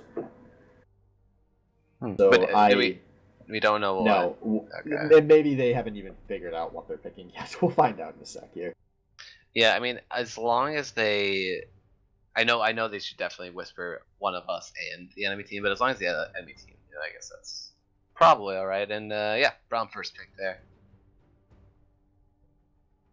That's interesting. That's So it super looks like interesting. If they because can't get the Tarek, they're gonna just take away something from Destiny, force him down his pool a bit. I actually really like that pickup because he's gonna be able to, Helrick's gonna be able to do a lot of similar things with Braum that he's been doing on Tarek. true, but to a lesser extent though. Like yeah, Tarek's actually a better playmaker, and he was already dominating laning phase. Braum can do it, but Fail Destiny was already probably going to pick something else. He was already probably going to change it up. So I don't. It's really not a denial in this case, unless Fail Destiny was going to pick it the third time in a row. But I think the first two games demonstrated that he's getting really overzealous on his Braum plays. Yeah, there we go. Oh, See, Leona's definitely that's better. something I expected. Yeah, is the Leona. However, the Braum could be a good pickup for them, where we've seen that the depth of champions chosen from Fizz on your Jayce is we're gonna fucking run at you. Like, that's been their strategy, and Braum's pretty good at disengaging just like straight on frontal engages. That's why the Braum pick matters so much to me. Like, they were not picking the Tarek for the laning phase. Obviously, the laning phase was going well with the Tarek, but they were picking Braum to peel in late game, make Cammer as unkillable as possible. And sure, that didn't need to happen because they were just so ridiculously far ahead. But Braum's going to be that ultra peeler for the other playmakers on his team. Leeson and Zillion here. Ooh, yeah, Zillion's left up. That's like no question there. Wang probably just insta-lock that. He's so happy to play that into anything Evelite's gonna bring to the table. But actually, Vigar, wouldn't that actually be a pretty good matchup for Vigar? It's all right. It's all right. I mean, I guess from just a pure scaling, game, Vigar does a lot better in the hyper late game. Yeah, the thing is that whatever Vikar's ulting, Zillion can ult them. Yep, that's true. Yeah. So. Okay, so Skarner pickup going over to Master Zillion's Splinter normally again. like better. Zillion's normally has more trouble against people who can put out more sustain damage and kind of like stick around in the fight or kind of fight him on a different axis. Like TF's normally traditionally good at him, and Aurelion Sol are as well. Of people that we've kind of been seeing in the current meta. Alright, I did get confirmation that is actually Brand's. So that's Skarner and Brand picked up the Voyage. We'll see where that Brand goes. What if we have Sword and That's Mace not- going that's Brand? not- No. What if Sword and Mace goes Brand mid and Evo's going top to try and prevent Purple from snowballing? Wait a minute. I don't know actually. Wait, no. Okay, Sword Mace. Is this? Am I thinking of the right player? He legitimately plays top Leona. That sounds like something Sword and Mace would play. We'll find out in a moment. I'm pretty sure. I just went to Chicago with this. I'm pretty sure he plays top Leona. I would not want to play top Leona against Jayce. That's just me, though. This is it, man. I think they're at this point, they've thrown away the serious facade that they thought the finals was, and they're just playing whatever is fun. They are just so carefree right now. Or it's just going to be Evelite playing it in the mid lane. They're going to play Malphite into the Jayce. Man, these last two games, Sword and Mace has played champions with good laning phases. Now he's finally going to get to play something with a non-existent lane up against Jayce. It's not going to go any better than the last two games. I'm going to predict that much. Yeah, that is for sure. Yeah. Malphite's laning phase isn't as weak as everyone claims it to be, but he definitely struggles against ranged champs. He's actually got a pretty good laning phase against a lot of melees. But there's only two types of champs in top lane: ranged and Renekton. Malphite gets shit on by both of them. Yes. And Renekton's not the only Renekton class champion. Like Riven is a Renekton class champion, for instance. Malphite actually handles Riven on Malphite. Well. What? Yeah. He does the attack speed slow and it fucks up her combo. That must be why I lost 10 straight games of Riven once. So, Cammer with the Jhin pick here, and it's actually I'm excited to see he's this. 0 for 1 on the entire season on this pick, I think. I know he played it against my team in the semifinal in the game 1 and lost against it. It's really just not a camera pick, right? It is a very utility focused Jin champion. is not. No. That's still totally a camera pick. The thing is that it's not a Jin is not a champion that you just go 1v5 the world because you have to stay on positioning, and eventually, if you don't have flash, things like Skarner can flash on you and fuck your day. Which is exactly. that's why I'm questioning the pick in the first place. Is that they have a lot of tools to deal with the dive as long as he doesn't get Malphite 100 to 0'd. I mean, they have a Zillion, they have a Braum, they have a Lee Sin kick on who's on the Skarner. He's going to have to play well, but I'm actually really excited to see Cameron on this pick because now he's actually playing a lane bully, which we haven't seen him do a lot this season. Jin Braum is going to have a lot of pressure potential against an Ezreal. Yes. And if he gets ahead, he's not going to be waiting for a tier to stack or waiting for an outplay. Like, he's going to be able to create his own outplays because he is Jin. Yes. And if they get ahead at all in these 2 side lanes, once again, like last game, is going to just be a disgusting siege that they can pull out with the Jin and Jayce. I mean, Malphite, we already went over. Malphite does not handle ranged champions well. Jayce is, in fact, despite being a hybrid, he is a ranged champion. Yeah, he fights at range. He definitely always starts fights at range, and he will auto attack harass the crap out of Sword and Mace, and that is going to be a very rough time. Alright, so let's switch honestly, over to... this is like an ideal Muffin Men comp.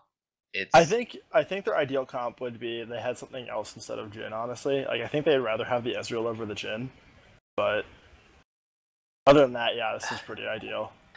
I mean, yeah, I'll say at that point it might be nitpicky because this is I feel like this is gonna it takes like the game 1 and game 2 comps they had and like puts it all together and then adds in like even more security. I mean, like, what happens, like, think of, like, a situation where you can get this with, like, oh, Jin and Jayce are over the wall. Jin shoots a shock blast. Jin shoots his W and then just opens up into curtain call. Yeah. And, I mean, you saw how much damage the shock blast were doing. That could easily put 2 to 3 people in range of just dying from a single shot of curtain call. Oh, yeah. And that's what's really scary because you get this team actually seizing the tower. There's nothing you can do. Like, sure, flank them all you want. Lee Sin kick, Braum, all, like, everything. They have all the tools they want. If they get ahead, that's the key.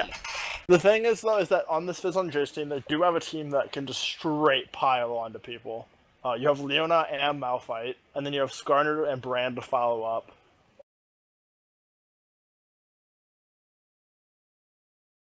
I mean, I guess they kind of already tried that in game 1 with Fizz on Jayce. They had the Ken and they had the Skarner, but it's even this is just like turning up to this is way more CC than that, though. Yeah. Like, the Leona Malphite alone is more CC than like Ken and Skarner.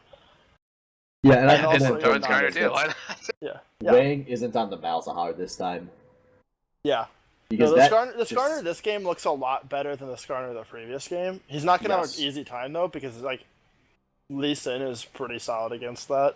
And Braum can kite him out. That's actually kind of like, if you notice, we saw a lot of Skarner at the first couple weeks of Worlds, and then people started picking up, like, Lee Sin got popular again, and other things, and Skarner kind of just fell out of the Worlds meta. Yeah, because people thought he was going to be this big up-and-coming pick, and he was played a couple times in groups and lost, and then people were like, okay, yeah. Well, he also won some, but yeah. He did? Oh, yeah, he won some games. It wasn't like, a great win rate, but... Yeah. It was more than Worlds 2015. In Worlds 2014, probably, so yeah. An improvement for Skarner. With World's pick right here, and yeah.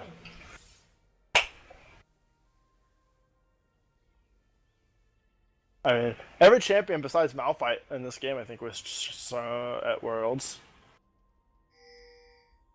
Maybe Leona wasn't either. I don't remember.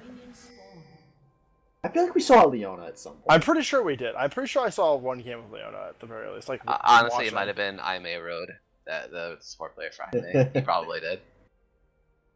Yeah, actually, I think that was it. Yep. Maybe it was Aimee's jungler. Oh, wait. Maybe. Wow, this is quite a waiting game we got here. Well, I'll take your blue buff, you take our blue buff. I wonder if Fizz on your Jayce is gonna... Oh. Yeah. Fading vision. I wonder if Skarner's gonna take the crystal or not. Will he think about that? The fact that it shows up on the minimap? Yeah. Yep. Now they know. Well, now Jayce is gonna know. He's gonna walk in here and be like, oh shit. Yeah, he's not showing a whole lot of respect here. Okay.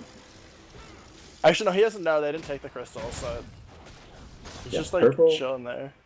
caps one for himself, and oh, now he's going into check. Very late here. He is so confident right now. I think he was looking for a blue steal there. Yeah, he was, but he's gonna take a little bit of damage here. Destiny and Sword chasing him out. Yeah, the thing is that this is letting Cameron and Hellrick have the 2v1 right now. Yeah, So let's see how well they are able to capitalize on that situation. Oh man. Look at how hard that Cameron was able to press level 2 advantage in the last 2 games when he was in a 2v2.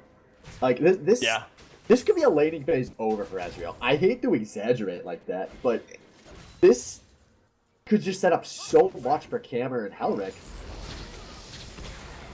That's true, dude. I mean, Jin, fourth shot zoning, like, without a support, you can't do anything. Like, this... And Veil Destiny's still not coming to the lane, actually. He had to chase out Belt Melt out of their jungle.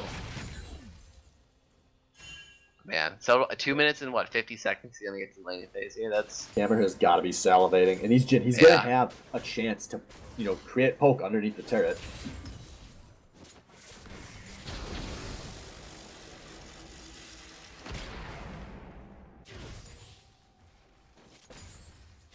Yeah, despite that, we're seeing a very strong lead coming out for purple here. Yeah, you know, one of my rules is I try not to talk about laning phase leads until like at least 4 or 5 waves in. But purple in this matchup is so consistently creating them like decisive leads by the end of the second wave. Yeah. However, we do have Skarner starting to come here looking for a gank. I don't know exactly what he's waiting on here. I think he's waiting for this minion wave to kind of get down. There's a very large minion wave, but he's spending a lot of time waiting in this bush for them. But here he goes, finally going in. Direct to cam, please. He's gonna get the stun. He has the red buff for the slow. Malphite also is gonna have the Q. Purple's taking a lot of damage here. This Gate's gonna give him a bit of speed, and he's gonna get out though. Doesn't a lot of time spent for Master Splinter. That is so rough for Master Splinter. Purple Pickle Pie with... I have to call it an outplay. I don't know if it...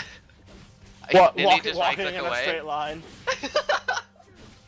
Sometimes really technically skillful right there. It ain't about being technically skilled. It's just about being better than your opponents. And today, Purple's right-click button better than Master Splinter and Sword and Mace. That's fair. A single button on a mouse outplaying everything. That's savage. I mean, that's all you need in Counter-Strike, right? So why not League? That's true, man. That's very true. There's one button in Counter-Strike that always gets it done. Do you guys think competitive rail shooters would be a fun genre? Wait. You don't play Time Crisis 2 competitively? Yeah, dude. On the ladder? Like... Oh my god. My bad. You've outed yourself. No wonder why you've never won an SBL. Oh no! Oh, that was too savage. Too savage. If the NFL can suspend players for excessive celebration, I should be able to suspend people for making fun of me. Yeah, Camper is just positioning so good. He was looking for that kill on the Gabe O'Neal. Yeah, and no, Gabe needs to really respect the gym. Yeah. He wants more gold under this turret.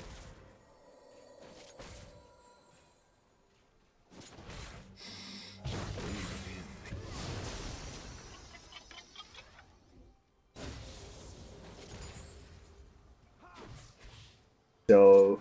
but now we have Skarner looking for another gank, but he's gonna get spotted out by that ward. You gotta give Wes some credit. He is trying to find some pressure here, but he's just not able to. I mean, at this point, he has to be feeling what we've been saying through the playoffs. He consistently hasn't been able to generate that much pressure early in these games, and that's been. And unfortunately, that's what they need his team to do. He is sitting on a very nice lance onto camera, so then he's going to get the lockup on the CC. But is also coming in, trying to get a kill. Hellrick's going to get locked up, and he's going to get a flash out at the last second. Kamer's still sticking around, putting a lot of damage onto Failed Destiny, but Gabe O'Neal is making sure to put some more damage onto Kamer, taking a bit of creep damage. The tower shot's going to go in. This is going to get the heal as well, mashing up for Kamer's flash. Now in comes Devout Milk with the ward dash, but nothing else from that. False alarm, boys. Kamer has that fourth shot, and he's looking for blood. Either really nicely played. that camera flash was straight up like a prediction, or one of the the quickest reactions I've seen in a while. That was a prediction, 100%. Okay, yeah, Was really nice though. it It's was on super point. nice. Yeah, camera knowing the limits, like that's also Yeah. another thing that high elo players are gonna do with Yeah. any champion Oh they play. my goodness. Yeah, so Speaking of CS leads and lane advantages It's happening from again. earlier, the top lane is merciless. and purple currently has that lane frozen. Yeah, this is.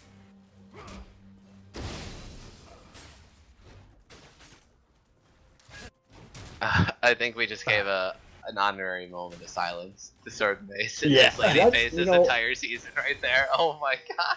Poor Sword and Mace. He's got to be so happy we Bombs did. onto Master Splinter. Stun's gonna get at least things gonna get onto the dust damage going out. He's gonna get a flash. Oh! First blood over to my Wang. The boy, you've been banning that for 7 or 8 weeks straight. And Straight you to the finally time give stream. Wang.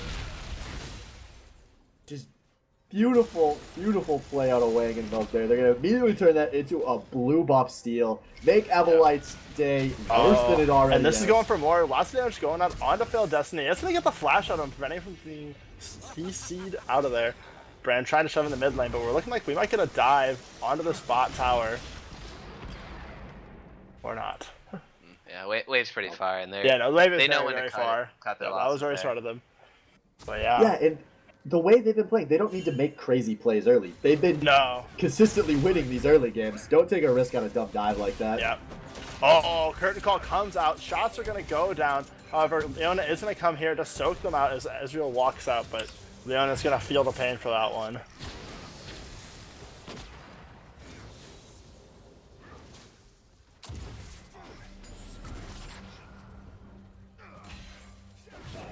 Really, really clean play out of Muffin in here. Yeah, currently looking at about a 1600 gold advantage here 9 minutes in. Most of that from creeps. And yeah, so the crazy thing is that's mostly from creeps. Oh! Oh, beautiful Braum. Stand behind me to block the Ezreal ult. However, we have a Master Splitter coming in, and Sword Mace teleports. Helric's gonna get locked up by the Glacial Fisher. He's gonna try and jump away, but in comes the Malphite ult, and boom, Helric goes down. That'll be a 1-0. At what cost? They're going to try to turn this into a dragon, but it's only a wind dragon. And I don't know, they're Purple looking like Pickle they're actually Pie. going for the tower here. Master Splinter running after Camera. He's going to get the slow on him. He's going to continue on. Red buff's going to get down. He's going to get the ult as well. Down goes Camera. Yeah, That was smart. was Yeah, just- they knew he didn't have a flash there. That was Yeah, I that know. was really greedy for Cameron to try to stick around. Yes, absolutely. I don't know how big of a sign you need to make for Cameron. Like, hey, bro, back the hell out. I mean, your support is dead, man. That is What? going to be first tower, though, over to Fizz on your Jayce. And that gold's going on to Purple Pickle Pie, who is... Yeah, we're Oh just my going to live God, at that. Juice, Is- yes. Yeah. Purple Pickle Pie is having an excellent series to this And they're point. they're gonna pick up the Rift Hill for him again, right? Yeah, he's already doing it. Oh, And Melt's my there to goodness. help him out. Yeah. And early Rift Herald is really, really scary as well at this Everything point. about that play actually just was better for Muffin then. Yeah, Even however, though they Fizz on lost your those Jayce two, is going those to two move on to deaths this in the bottom lane, Quadrake. it doesn't Yeah. matter. And they are going to go ahead and pick up the Quadrake as well. Muffin end up choosing to not opt to contest it at all, trading the Rift Herald for it. Yeah, Rift that's Herald really a on fine Jayce. bid. I Greater think that's side honestly Cloud scary Jack. though. Oh, Gable not taking a lot of damage. He's one hit away from the stun. Oh, he's going to get locked up, but Helric's going to run into a very, very angry Fizz on your Jayce, and he's going to take a lot of damage. Cameron in a very dangerous position, but luckily there's just not enough to follow up, and he will be able to get out safely at the life of his support. What the hell are these guys doing? They had to have known there was a whole team there. How greedy do you have to get to think you can make an outplay in that situation? I think after those first two games, that's what they thought. They thought Yeah. they were in position to make the greedy outplay. That is definitely a reasonable thing to have happen.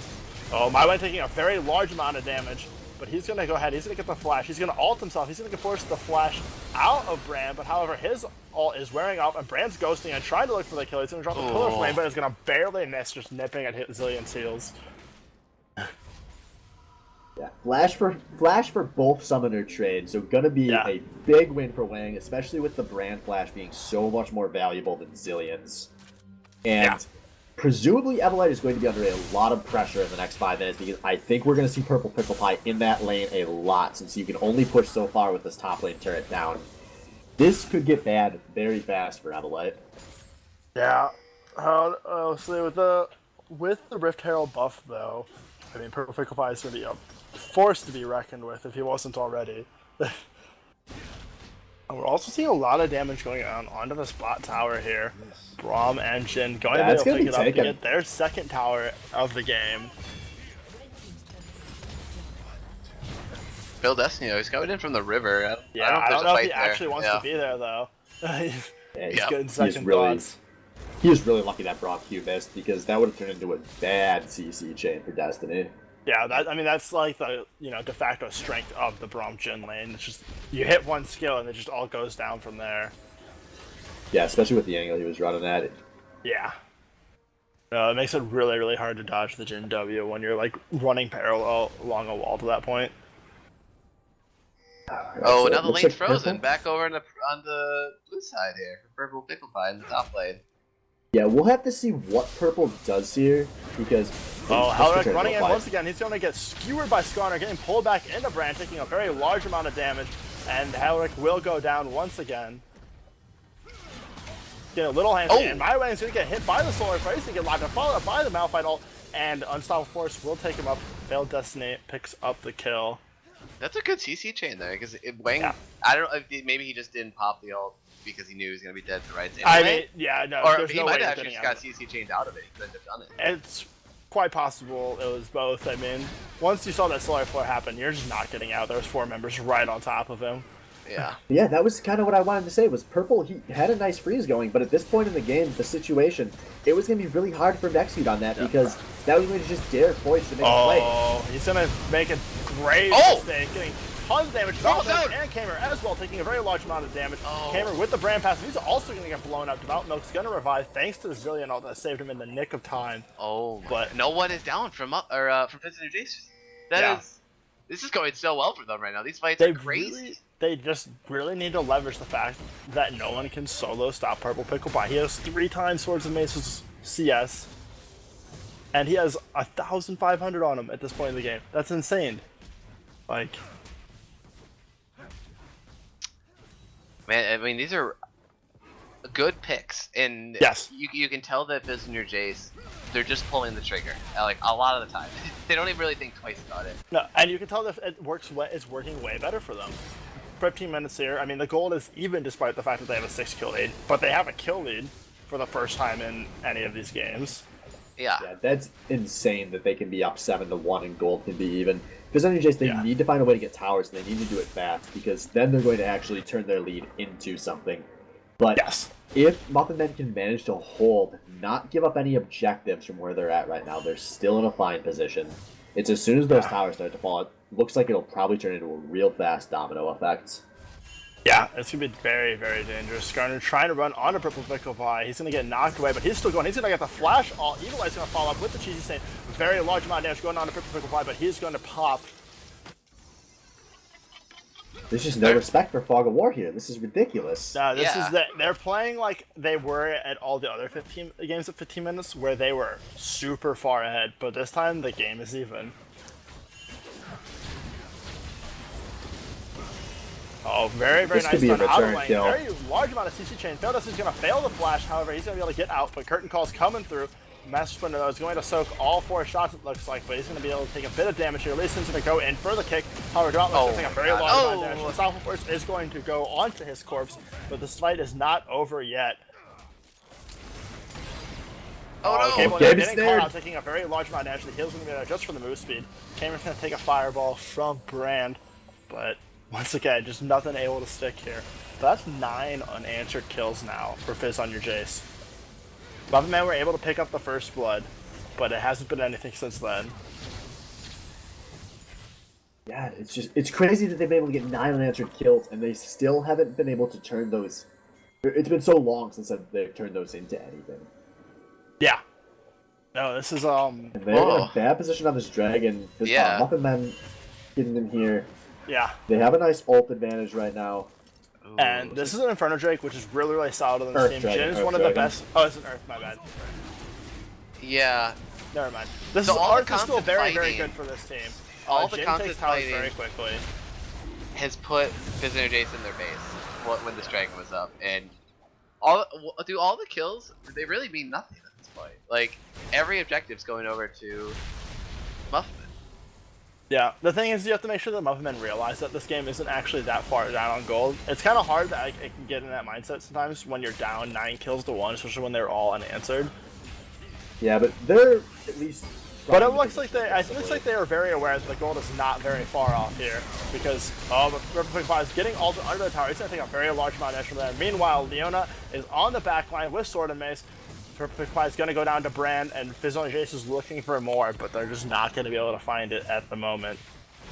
That was honestly just inexcusable for Purple Pickle Pie. He had Flash available. Master Splinter did not. You should not be able to get pulled under a tower Purple like Pickle that. Pie has gotten Scar ulted 3 times, and guess what? He's died 3 times. Ugh. Just Yeah. And you can only it's give as up so simple many as that. kills in a row before it's going to turn into a gold lead, and it finally has. We're now looking at about a 1,500 gold lead exclusively from the kills they've just got. 4th is on your Jayce. yeah.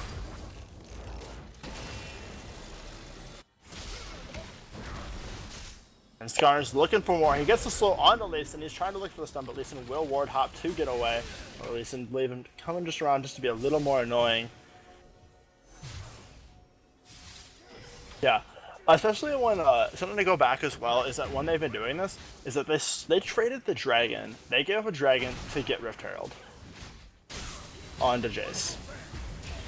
Which is a fine play to do, but they haven't utilized the Rift Herald buff on Jayce at all till now, finally. Yeah. That's a really good point. I mean, why even show up to this fight? You can get a tower.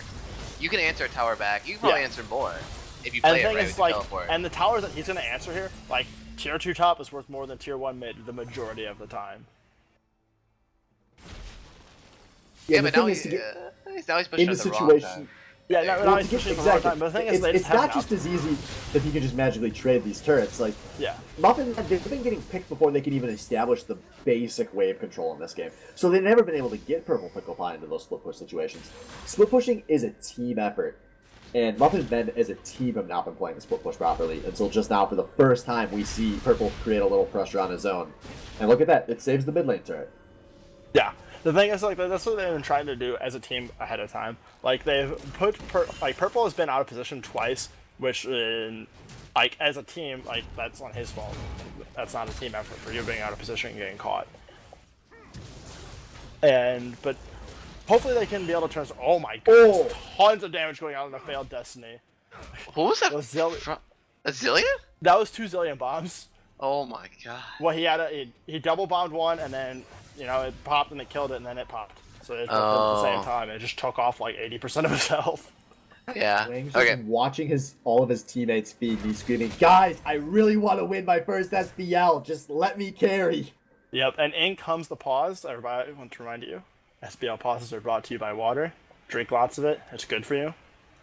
It's free unless you pay for it. That too. Apparently, Wang froze. froze. Yeah, I see that Phil Destiny, yeah, he's not going for the Legion because this game he is going against an AD top lane. And also pretty exclusively almost exclusively AD jungler as well. So yeah. Yeah. Yeah, No, that's he's why going for that all the frozen Zillion heart bombs are is going what to it hurt looks like Leona for a very long time. Yeah. Until he can actually afford to buy MR. Actually, interesting. He's still on level 1 boots. Very surprising that he hasn't got anything here. Usually, you'd see boots of mobility early on Leona, especially with how much roaming he's been doing. It doesn't really make sense to keep the level 1 boots here. But Yeah, I would say. I mean, he's been around so much for the map and not bot lane. Other options. I mean, even at least like grab like a ninja tab or something. Grab a tier 2 boot so you get some extra mobility and some of that utility you get from upgrading them. Yep. Purple's got to be careful. Splinter's coming up into the top lane. Yep. What? There's the flash. Oh? Swordman's gonna flash Unstoppable Force, and the CC chain comes through. Purple Pickle Pie just getting destroyed, and Master Splinter is now on a rampage. Master Splinter 4-1-6, participated in 10 of the 11 kills his team has gotten. He is not going down in this series without a fight, and he is showing up in this game.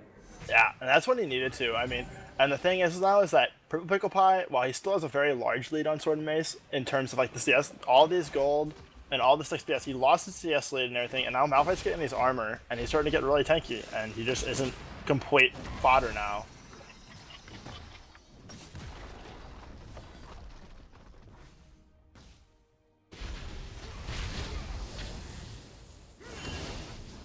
The game, I guess, gotta reiterate. Look at this. Look at the gold. Look how close it is. 11 to 1. This actually might be the biggest kill discrepancy I've ever seen with like such a gold or close gold score. This is not something you normally see in a lot of games. This is actually kind of similar to the SKT Flash Wolves game, their first game in groups. Was where this kind of happened. Was SKT the one with the no kills? No, they were basically? actually down on kills. They were down on kills, but they were able to stay even on gold for quite a while. I mean that's because at the end of the day, playing the game for objectives will always get you further. Kills enable you to get objectives, but if you're not the one actually getting objectives off all those kills, it doesn't mean much at the end. So one thing I would like to touch on, because we've been hounding on Muffin Men, or sorry, on Fizz and Jayce for not turning these kills into anything. They do, I think, have a much better late game though. So even though this game's been stalling out at pretty even points, they have to feel okay about that. Yeah. Because if this goes late, they have a lot of win conditions, and Muffin Men don't.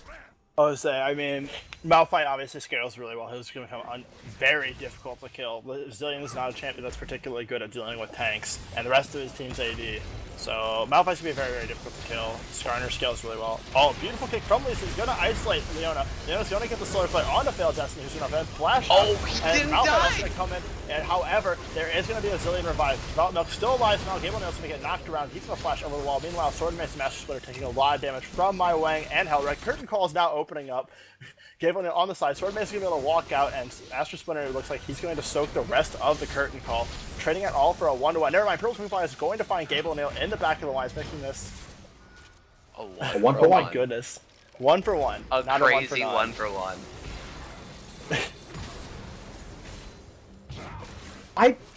Why would Devout Milk sell out so hard just to ult fail Destiny? I don't know what he was hoping to do there. And then they didn't even get him. You just made it easier for him to land a big ult. Wait, was he going for someone else? Just solely on Devout Milk. Like, he just ulted him back. That's how Leona was able to live. He ulted Devout Milk and then flashed over the wall. I stand corrected. I thought he'd hit Yeah. a few on the side of that. And for the end of the day, Muffin Man will be able to pick up the tower, but Fizz on your Jayce now is looking like they're going to be able to get this Ocean Drake onto their side. Very good to deny this, more importantly, from Muffin Man's lineup here. Yeah. Yeah, that's He's going to look for the good. steal, but he is not going to get it. Yeah, it's also worth saying that because of how this game has been playing, that Water Drake should be really valuable because there's been so much ARAM going on. Yeah, and it's not like ARAMs where it's like one long fight. Like, it's like short fight, and then everyone goes and like sticks around there, and then longer fight, someone dies, but everyone else sticks around, and then another short fight. Like, there's a lot of time for this Ocean Drake to be regenerating mana and health.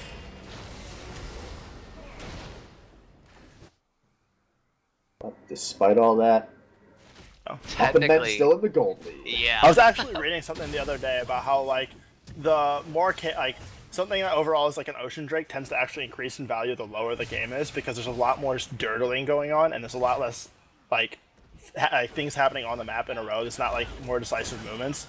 And this game's kind of like representing that, where like you're getting a lot of value out of this because everyone's just dicking around in mid lane so much.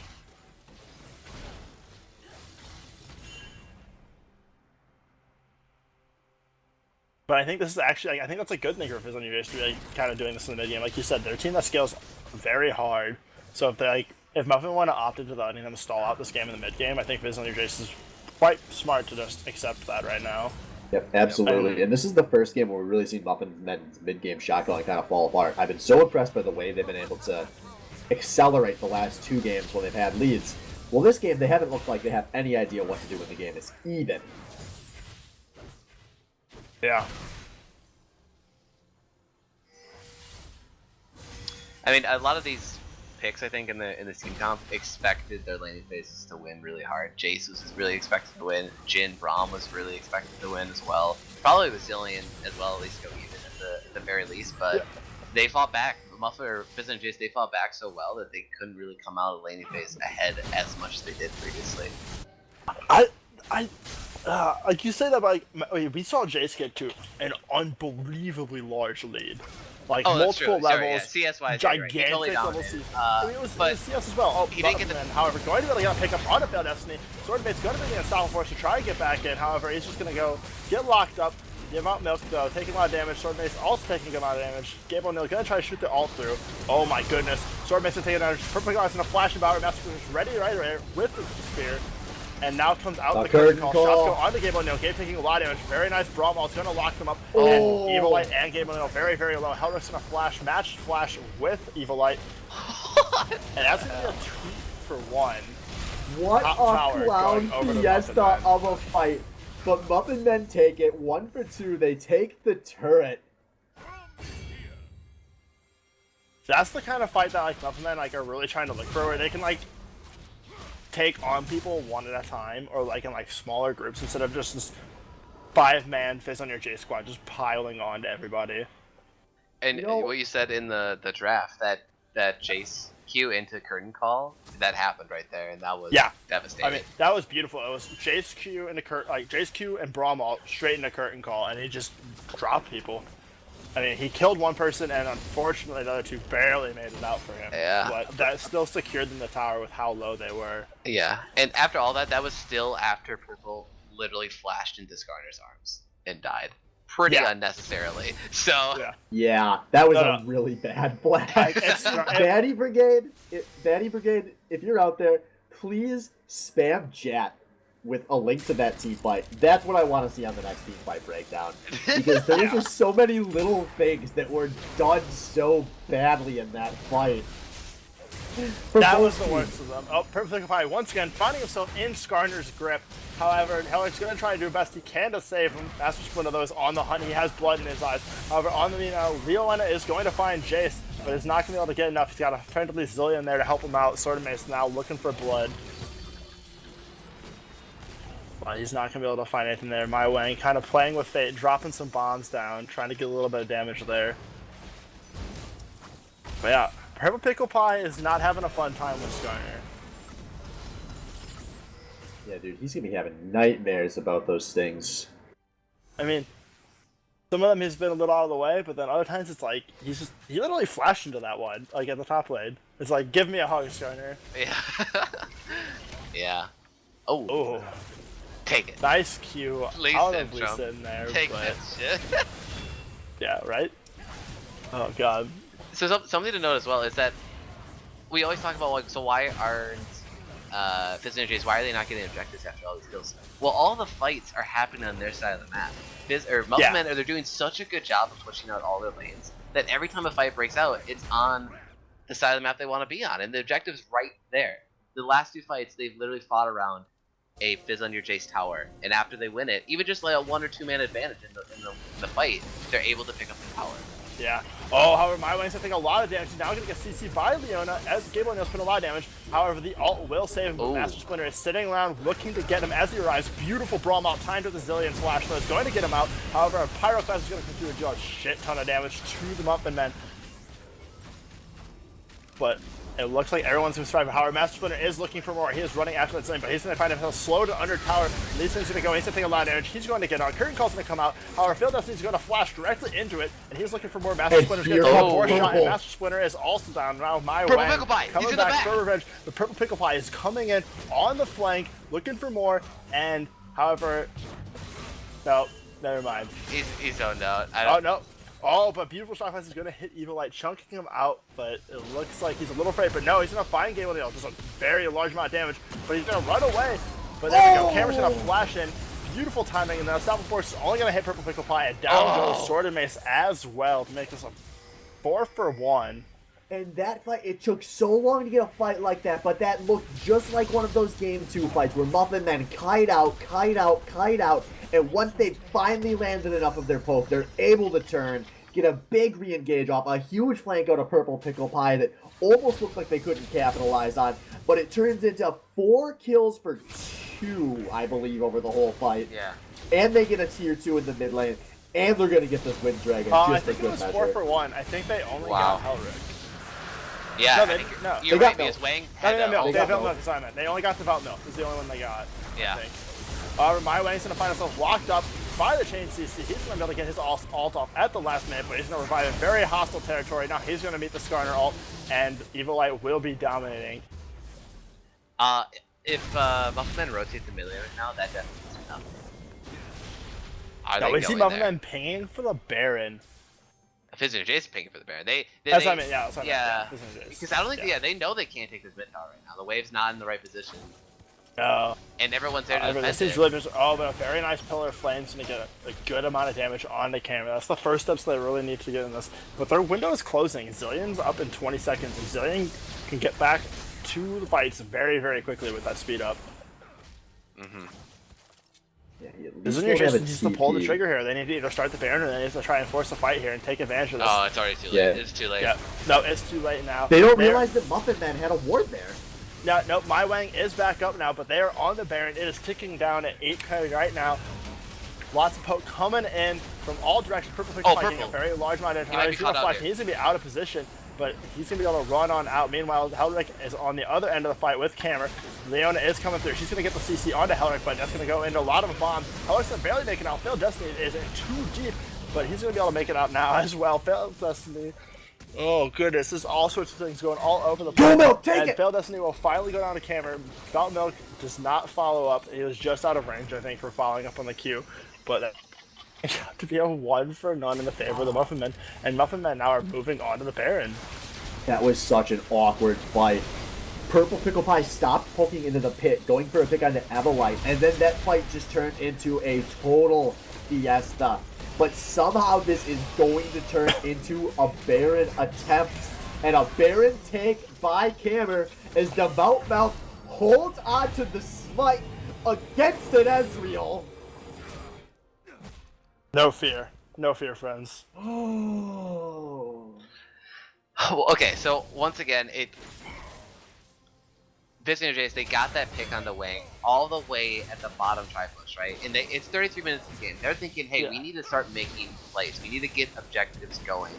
And they ping Baron, but the indecisiveness cost of it, right? Because they were like, oh, do we fight? Do we bait? They took a bunch of damage from the Baron unnecessarily. Yeah. And they lose the fight, the 5v5 at Baron, when they're over, and then the enemy team's already there. Your support's down, and you have to back. Well, I think the problem there was that Fizz on your Jayce, they didn't establish vision properly. They didn't realize that on top of their Scuttle Crab buff, Muffin Men had a ward, so they saw everything that was happening. Fizz on your Jayce was playing for a face check there, but they didn't deny the vision to properly make that play. Yeah. No, with where the vision was, they needed to actually aggressively force something. And now they're getting punished very hard for it though. This Baron's starting to do some work, getting the last outer tower now. Ultimates are up though for Fizz and Jayce, so they could definitely go in on this, engage them on the next Odds are up on wave. both sides, but this is one of those things where it's like, Fizz on your Jayce does not have, they cannot afford to like wait for the perfect moment. They just need to pull the trigger. But And they before do they have- lose right too now. much. Like the thing is, like they're letting people get poked out here now, and well, there That's you go. big. That Seems like takes Almeida has to Leona work it out of this fight. Oh, but a beautiful Pillar of Flame's gonna do a lot of damage to Wang, leaving him in Yeah, kind Wang's of a able to precarious hold the position. ults. That's He what is matters. holding Wang's ult, able to hold but the he is ults. very low. And they're slowly just chucking away at this tower. They know they're not in a Yeah. rush. They have a lot of Baron Nashor left. But Yeah. Destiny did make it back. It's now just the Gabe O'Neal that's in the base. Yeah. And look at how much respect that the backline of Muffin Men is paying to Master Splinter and Sword and Mace. Oh, Sword here and he goes, Mace, Sword but he Mace. only He's gets going to camera. cut down But that's a Cameron. big However, player there's to no hit. follow-up. Rob- Pyropath is going through the team. Those going to be a very large amount of damage. And Purple Pick Pie is going to be able to pick up Sword and Mace, but down goes a couple members of Muffin Men. Maya Wang trying to cover their escape route. So that's going to be 2 for 1. Oh, but now going back in onto the fight. He's going to try to get the Gabe O'Neal, but Evil Light's going to be there to protect him. Bottom taking a lot of damage. Purple Pick Pie comes in, puts out a ton of damage, getting the shutdown onto Evil pretty Light. low, man. And I they're don't looking think for he more. can Dropping bombs, however, fight. Evil Light's Evil Light. Maya Wang's going to eat an Ezreal Q and die. Purple and Milk still trying to push this here. Super low health bars on Fizz on your Jayce. Gabe O'Neal trying to zone with that True Shot Barrage. I think somebody finally screamed to Purple and Milk to get the hell out of there. This is on your Jayce. Hold this tower at 56 and rising health.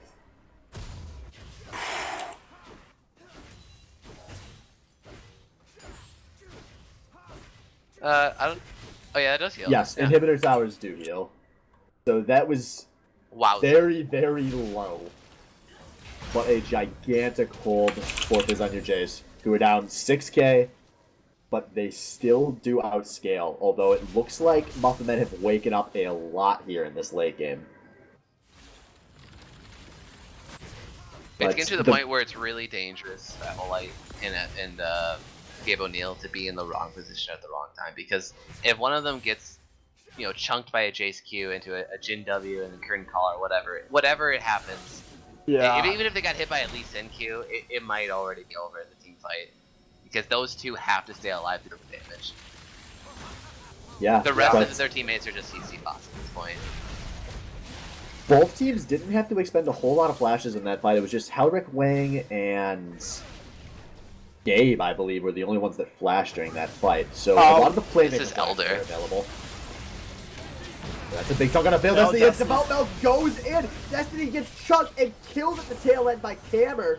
Now it's a man advantage for Muffin Men. They will force this Elder Dragon. And it looks like this on your Jayce want nothing to do with it. They're conceding this Elder Dragon. Yep.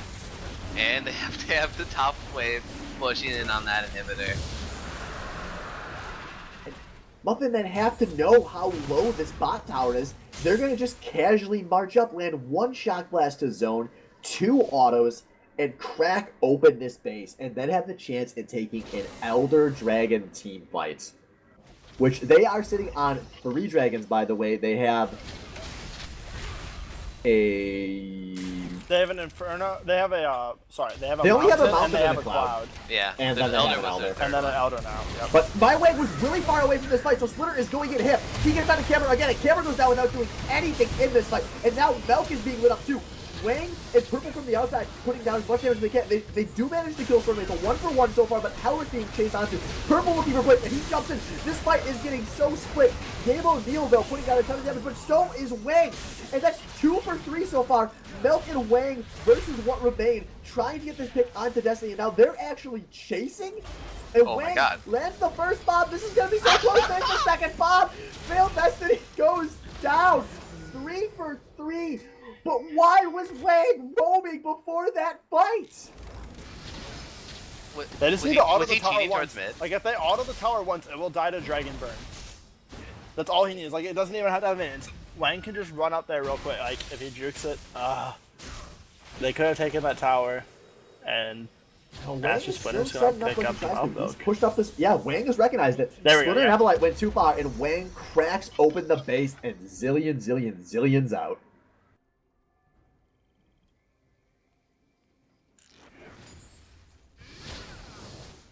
I mean, these are some good engages coming in from Fizz and your Jayce.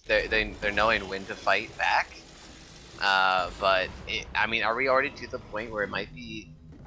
The damage is just too much from Purple. I mean, they killed Camber before he could actually do any damage, and yet Wang and Purple were able to clean up that fight pretty well for getting engaged on so hard, for having your star AD carry get eliminated from the fight. They have to watch how hard they're chasing these fights. Is the big problem. Like when they get these big engages and they kill someone.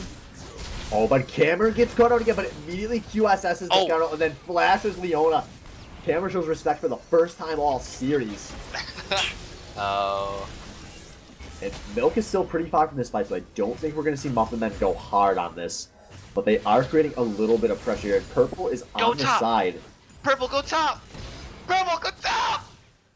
Ah! Honestly, at this point, they don't have any kind of vision established. He can't just go split push. Well, then put it Purple- up there. But this guy's so big. Purple But he has is- teleport. He has rip here. Honestly, I don't think he's that big. I think he's that big 40 minutes in.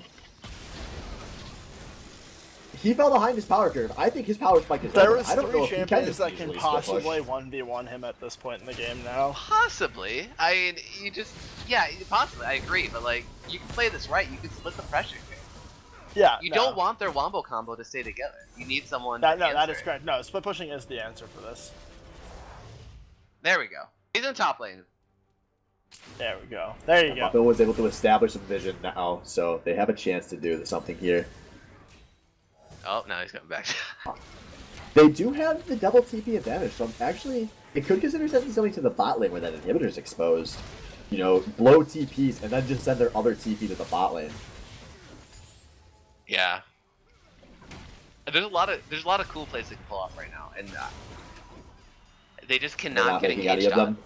Well, yeah, I mean, yeah, they're in the driver's seat here. The map is open for them to make the plays, and they've just been losing this fight, or I guess they've been winning the game very, very slowly because they keep getting engaged on by the win condition of Fizz on your day. Their win condition is we just go hard and kill your carries. Don't ever put them in the position to do that.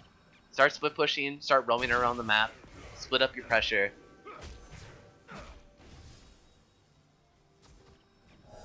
Nah, dude, back to ARAM. Back to that mid area. We all came from ARAM. Now we must return to it. There, Failed Destiny misses the E. Devout Milk misses the Q. Cammer misses the E. Avalite misses the pillar. Wang hits the bomb. Sword Mace, you're a take.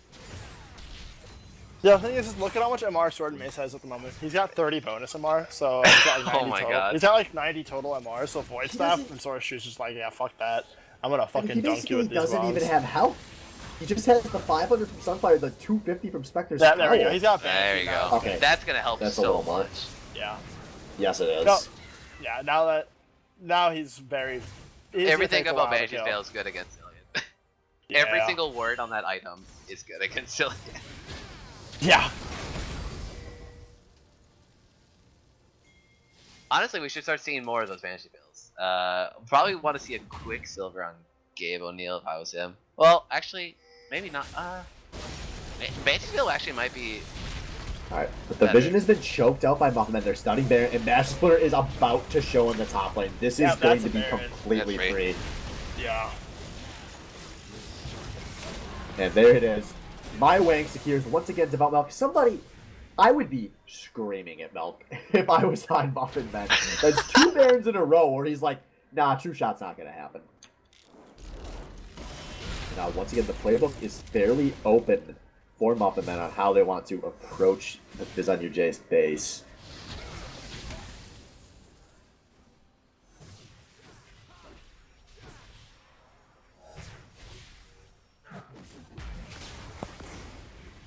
And it Starting off the begins. siege, yeah, with going for the open inhib here. That's smart. It's not smart. It's about Milk being Yeah. a split pusher. But it's Yep. working. It is currently working. Kind of. And now they've switched over. Purple Pickle Pie is over there with his team. Devout Milk roams. No, actually, it's, Yeah. they're 2-3 No, that splitting. Jayce That's- damage on towers is Oh. very real. Purple has to create his flash for them. And now Phil doesn't go again. He gets the Leona Solar Flare onto Camera, but a kite is happening. Master Splitter, no target ult, but now a exhaust on the wing. He Oh, flashes no. out. A lot of ults are down here, and Milk is roaming. Purple is splitting in the top lane, and Fizz on your Jayce is not currently winning the fight. A defensive curtain call comes out of Camera here, but Purple is wrecking the base on the other side of the map. Fizz on your Jayce needs to get so much here, and they are not currently getting it. Another trade happens. This is a 1-for-1 so far. Master Splitter pops back up from the GA. They're still chasing onto Cam, who has almost full health, but Purple Pickle Pie and now Devout Milk has joined him in the base. That is a Nexus turret down. That is a second inhibitor down. Purple Pickle Pie with the Baron buff, and Devout Milk, they're gonna try to end this. They take the second Nexus turret. Jayce is on the Nexus, and they don't have enough They're doing damage. it. It's Oh just my Game God. O'Neal. 1 versus 2. It's They over. did it. It's over! They did it! Season 10! My wagon for Team Swain! He's done it! The curse is broken! Team Swain wins the SBL! You heard it User there. disconnected This from is the like channel. one of the happiest moments of Swift Live. For everyone who's wondering, none of the OG Team Sway members have ever won an SBL. Until now. So, there you go. Just coming in here from a production standpoint, Swift is DC'd in a happy fit of rage. Yeah. Okay. Yeah, no. So no, we got that. But yeah, so there you go, guys. My Wang, first member of OG Team Swain to actually win an SBL. My Wang's first Yeah. SBL ever, and now My Wang is joining the elite club of being one of 2 people now who has won as an owner and a player. Yeah, wow. Kamer is still awesome. He's fucking came in as rookie and showed everyone how to play AD carry. Yeah. Hellrick, first time rookie, getting a win. Purple Pickle Pie picking up another win. I think that's his 3 times now. User joined So- your channel. Purple Pickle Pie showing everybody how you play. Mhm. And Devout Milk continuing a streak of Devout Milk things. That What I can we mean, say? Devout Milk is a god. Dude always he always sneaks his way in somehow.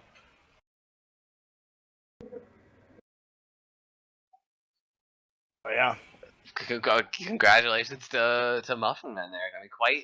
I mean, upset going into the day, and the narrative quickly changed into how can Fizz and your Jayce reestablish control, and they just couldn't. yeah. They had some good glimpses there in game 3, but Muffin Man held very strong. Yeah. And bam. That was impressive. All right, so I mean, I assume we're doing a full team interview. Do you want to Yeah. do 1-on-1 or Yeah. all 5 at once? Let's do them one at a time. Normally the 5-on-1 turns into a total clown fiesta. Yeah. And I don't know if we have any of our admins around, but we're gonna see if we can get Wang in here first. I want to talk to Wang first.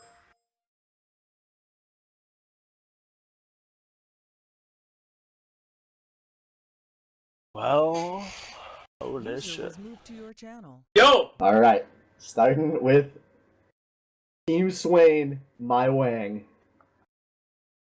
I just really want to quote Reginald on this. Easiest finals of our lives. I mean, you're not wrong. So, Wang, let's talk about the finals before we talk big picture then. Okay. You guys, the way those drafts played out, it honestly looked like Fizz on your Jayce just played in your hands all night. Would you say that's accurate? Yeah, every time we knew, like, I feel like that we had a draft plan for them, like pretty much everything. Like Sword, Splinter, like their bot lane, they all have a pretty limited champion pool. Evelite's like the only versatile one on that team, but I think we played around the stuff that we couldn't handle.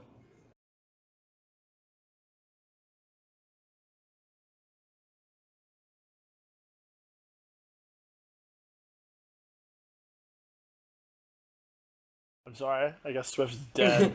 Yeah, I think guess so. Swift is like. I'm still honestly, shaking, I man. think Swift might be I like- happier than any person on your team that you guys won. I actually can hardly like type on my keyboard right now. These shakes are that extreme. So, how about that? Let's go back to game 3. I want to talk me through that last team fight / split push base cave in. Oh, we was actually- that just No, we had no idea what was going on in that. Like, like all I heard was Purple was going top, and Milk was split pushing, and then we started getting collapsed on, and then I heard a turret go down, and then like me and Hellrick and Camer are all getting pushed way back, and then like after that, like I just keep hearing more turrets going down, and I was like, oh shit, we're winning. Like they played right into us. Like That was a clown fiesta. That was not planned. But like in there, like we had some really sick plays. Like Hellrick blocked the brand ult, which would have killed like me, him, and Camer, and you didn't get to see that on screen. And then Camer like one shot the brand, and there was nothing. There was nothing that could happen.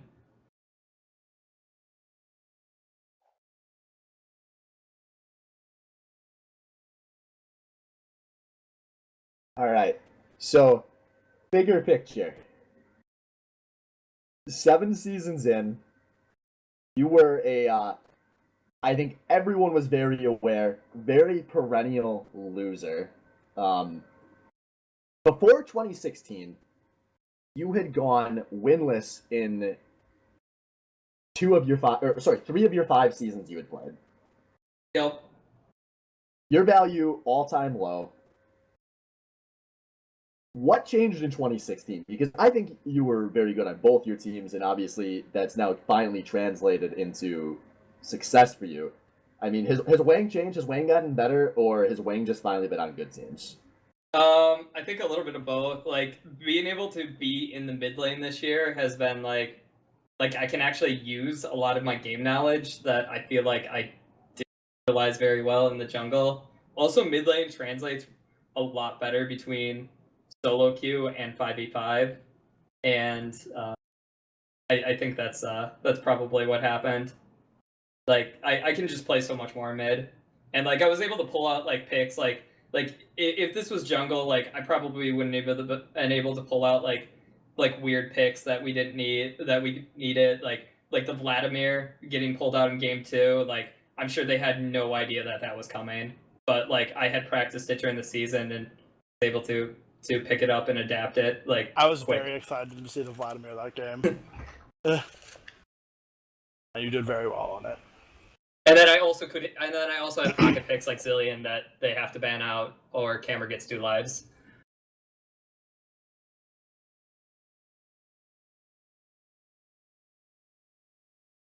Well, then, I guess the last question is the only remaining member of Team Swain still playing a League of Legends.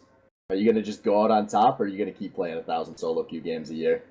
I'll probably slow down a little bit on my solo queue games, but I think I'm gonna try and hit diamond in the next 2 weeks, or at least make a push for it. I'm in my promos to plat 2, so we'll see what happens. And I don't know. I think I'll keep playing as League SBL if it still happens. Whatnot. All right. Well, that covers it for the things I could ask on air. So unless you had Okay. something else. Nope. I got one last thing for him. Wang, welcome to the club. Welcome. The owner and player championship club. Yeah. I'm excited to be in it. Exclusive. I didn't want K King to be in that club, so I say that's who I'd would much have been rather in it. have you in the club. So than the king. I'll let Purple take the rest of this over. So GG Alright. boys. GG, Congratulations. congratulations. Give good interviews to all of my teammates, including I just want to do one quick shout out, or like couple quick shout outs to Devout Mount for actually stepping up, Purple for not being drunk, Helrick for playing a role that he doesn't play. If you get him in here, he doesn't play support. Like he picked it up. He told us he hated it all season, and he was a fucking god. And Cameron for just bringing the Dick Suck Squad. Love you, Dick Suck Squad. Wang out. All right.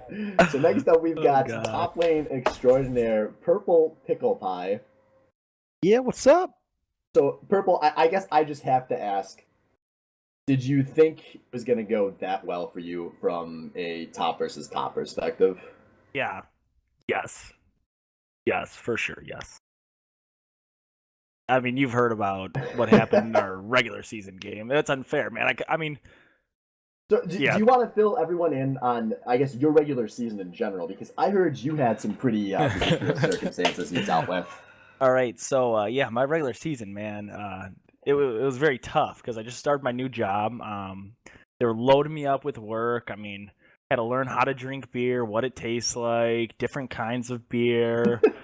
A lot of sampling, free handouts. Like, oh my gosh, it was just too much. And so sometimes on Tuesdays, I mean, just so happens that we had a party on Tuesday. Yeah. Got a little out of hand in the season. All right, so Purple occasionally would go full dub drum, but it all works out. Well done, Joe. If you saw, I'm pretty sure I was wearing was it TD2 or TDO? They're in the finals, yeah? Whatever. Yeah. No, TDO. TDO. Think twice, die once. Because last team. Wang mentioned that the last person that I had to beat to beat all of Boosted Friendship was Evolite. And I took that one to heart. Well, you got your revenge. Yes, we did. I did. Yeah. The Thermidor. Or Thermidor. So, let's see. Yeah, last game was kind of a fluke, you know. Just so happened that I was So going this up. isn't as exciting. Yeah. Going bigger picture, it's not like Wang where it's been 4 years building up to this. You've obviously won the SBL before. You played in another SBL finals. Yeah. Part of a this 0 point, and how would 10 you- team. Yeah, I forget about WCF, Yeah. so you're allowed to. How do you feel now, looking big picture here? Where do you think you stack up in the SBL pantheon of our top players? That's a tough one, man. I'm 3. What am I? 3 and 4 in the finals. You've I don't been know. first place twice, second place once, and WCF. First place 3 times, man. Was it 3 times? Yeah. For Thrifty. Oh, first yeah, you were season, on- second Jesus, season you were on with. Swift as shit. Yeah, fuck. Yeah. Fuck me. Fuck you. All right, good season. Get the hell out. All right. no, for real. though. And WCF. Hey, any closing thoughts you want to shout outs to any of the guys Wang missed? Gosh. I mean, just the Dick Suck squad, man. They were with us till the end. I wish you guys can get them in here. I don't know if that's a possibility, but No, we're gonna pass on that. Yeah. It sounds kind of fun, but yeah, I think my team we came together at the right time and didn't let the little things. We just kept on playing our game. And here's to Cameron trying to make TSM. all right. Here's the Good camera. luck. Hey, he's good enough. User left your channel. All right, so next up we are going to pull in the man who a week ago told me he might not be able to play tonight, Devout Milk. Unless he is AFK.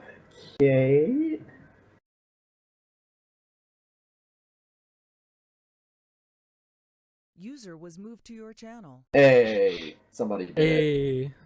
I guess Alright, maybe we'll be that. Okay, that's fine. So, Milk. Hey. Been in the SBL finals every season you played. Correct. You've won half of them. Yep. I am 2 for 2 now. Are you Granted, actually good it at should League of be Legends? 3 and 1, but you know. Yeah, I Are agree. you actually good at League of Legends? Maybe. Per this series, yeah, I would say I'm good at League of Legends. I don't play much solo queue, so that's why I'm silver 1 scrub, but you know.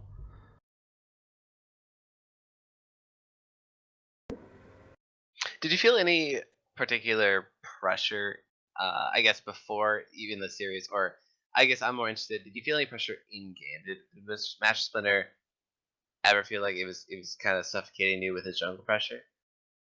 Not really, no. Honestly, the champions he plays, they're not necessarily the playmaker champions. Sure, Skarner, ooh, level 6 ulti, big whoop, yeah, but if you ward, deal with it. And a lot of the meta picks right now are Olaf, Lee Sin, Elise. All those champions tend to start snowballing the game a lot faster as well.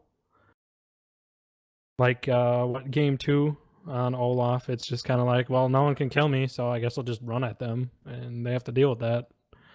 Meanwhile, Cameron's in the back killing everyone, so and getting pentakills. Okay, yeah. I mean, that's what I could see as well. It's very true. You played picks that got off the ground a lot faster and stronger, especially Olaf. I thought Olaf was a great pick, and the fact that they had to ban it out. Yeah, and was that really just good. opens up so many more picks, like purple on his Jayce or Wang on his Zillion. So you can ban me out, but you can't ban our team out. They're not really banning me out either. So How did you feel about matching up versus Master Splinter specifically tonight? I honestly did not have one problem with it. Most of the season, I've spent learning, I guess, the upper tier junglering things like game 2 when he was on Eve. You saw me warding all of his jungle camps all the time. Mhm. So like we always knew where he was, and we weren't scared of him. And it's a lot of I don't make plays on my junglers, but I tend to help my team make plays.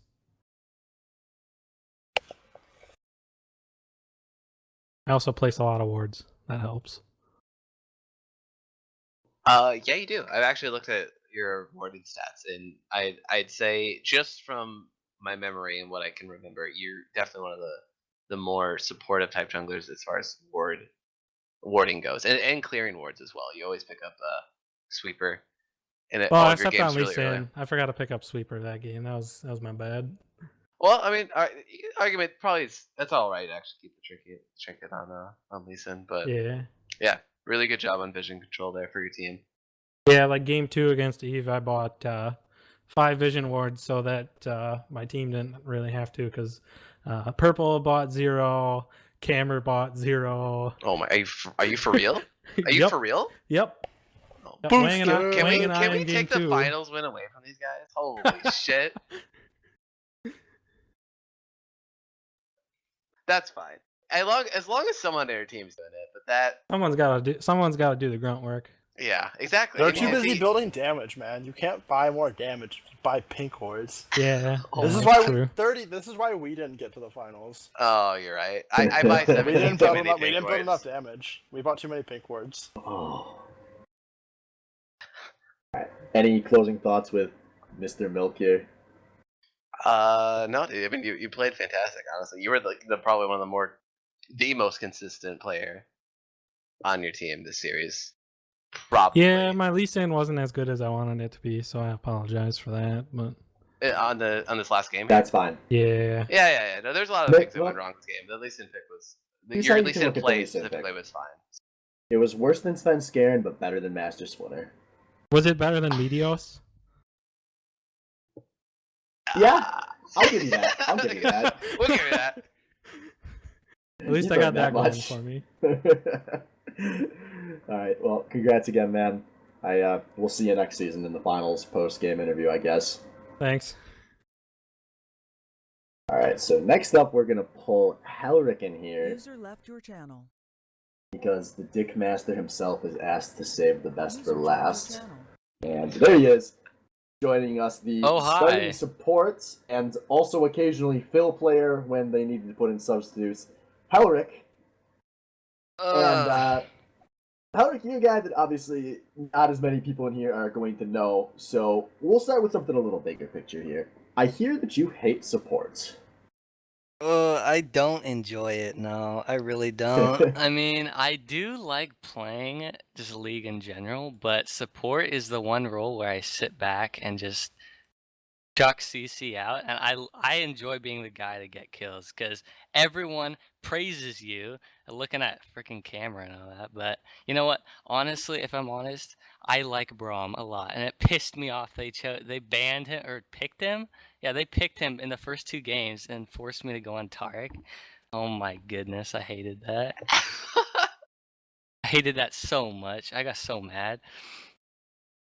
Wow, I did not expect that. But just by the way you play your games, usually it seems like a more aggressive playmaking Yeah, type and player. with Braum, you can just like literally jump on top of them, and it makes me feel like a man. So I was like, "Hello, let me be Braum, please." Plus, they bought me a skin for him, so I'm gonna want to play that. But I played Dark instead. This is great. So I mean, you're one of I guess many rookies this season, right? So back me up. Is this the season with the most Rookie. rookies so far? I'm It's a either rookie. this season or it would have been season 5 when we first expanded to 6 teams, but I believe we had 12 rookies this season or around that amount, so it was a ton of SBL rookies. Yeah. There's a lot. Yeah. Yeah, so you're one of many this season, and you're also your bot lane partner Cameron is also a rookie. So 2 rookies Yeah, coming in out of this. he is this league. definitely a rookie. You're right. SBL sure. rookie to clarify. how did it feel? I guess what were your initial thoughts of this league, and did you ever expect yourself and this team to go all the way? Well, definitely after playing a couple normals with camera, especially in the beginning, I was like, you know what?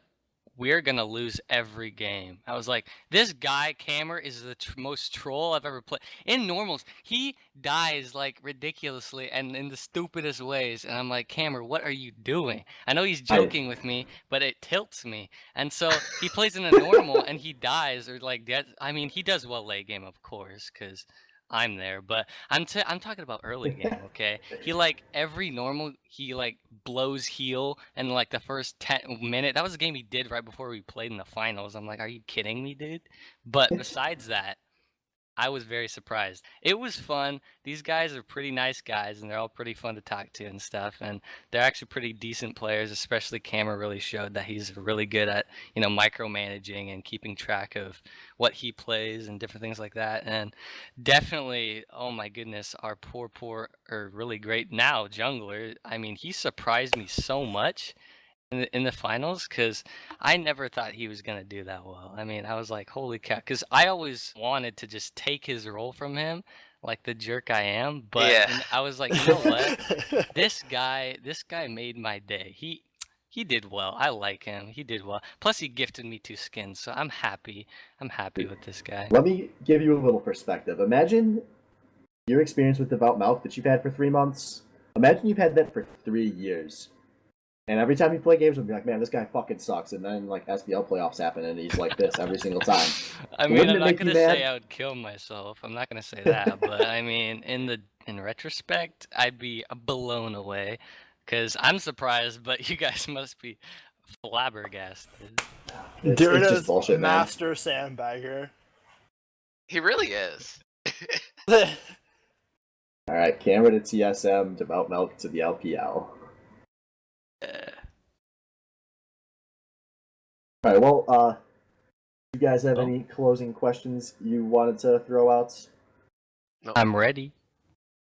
Howard, I guess if you had any closing thoughts, call out everyone that's ever wronged you in this league or something real fast before you drop the mic. You know what? You guys are all peachy. I like this league. You guys, I mean, me being a rookie who kind of just doesn't really, I don't know. I could have taken it more seriously. I probably should have. But I didn't see any salt. Like, this is the least salty league I've ever actually been in my experience. Which is saying something, because there was some good old salt in there. But you guys are something else. You made my day. I like that. So you keep doing you, and I hope you all the best. All right, man. Well, I hope we see you back for SBL Season 9 next year when we run it. Alrighty then. Till the meantime, you take care. Which All right. means there is one remaining. User His left name your is channel. Camer.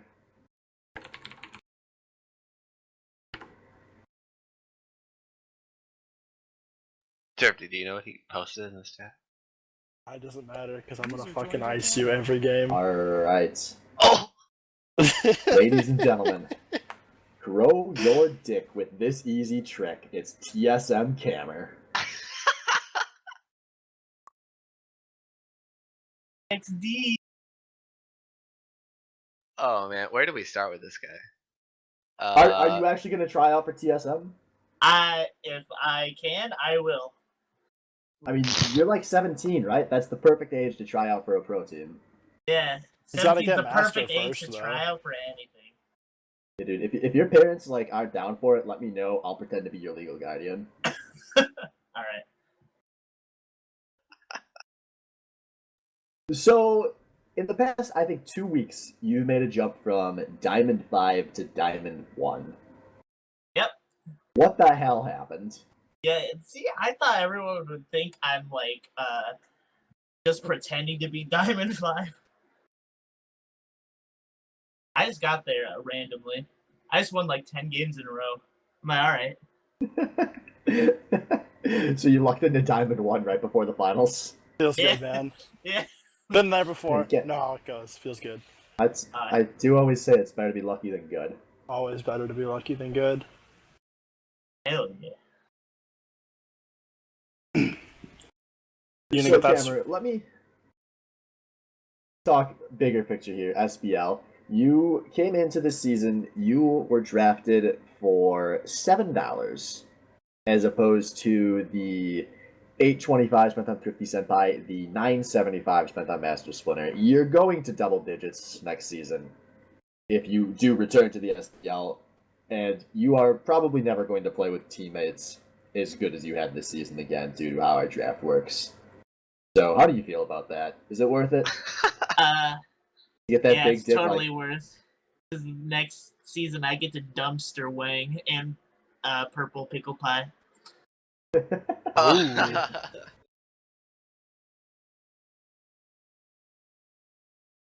So, just looking at the season as a whole, are there any players that you think are kind of close to the camera level? Close to the camera level? I don't know, man. So, do you think that? No, Gabe was alright. He totally a god. But I loved Helric as my support. He was awesome. If that says anything. I can tell just from talking to you guys very briefly, you guys probably meshed together really well Oh in yeah. the bot lane. Not in normal games. But yeah. As far as champ pool goes, you've already showed quite a bit of mastery on Ezreal and Lucian, but I've noticed your Jhin play, and it might just be because the 2 games I've seen in SBL on your Jhin has been less than stellar. Is that a champion that you pick for the team, or is that a champion you really do like and you're actually just secretly got at him, but always kind of mess up in SBL? That's one of those secret Jhin. I love playing Jhin. He's so much fun. I just like one-shot people.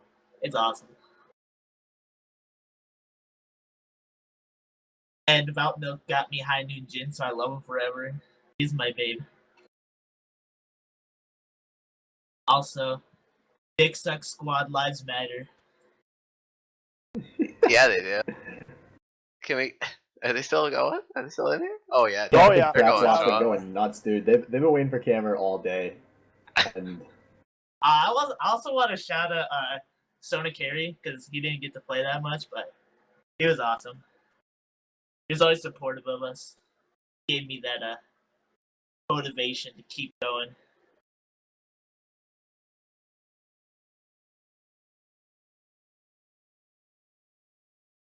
Cool.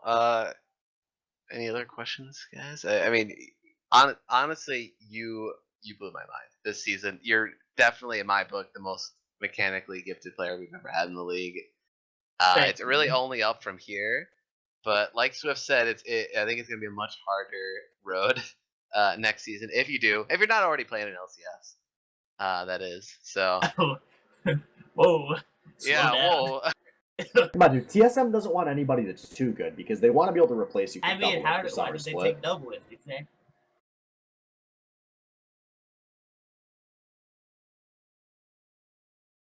Oh, You just will talk I bad be about able to double play? lifts.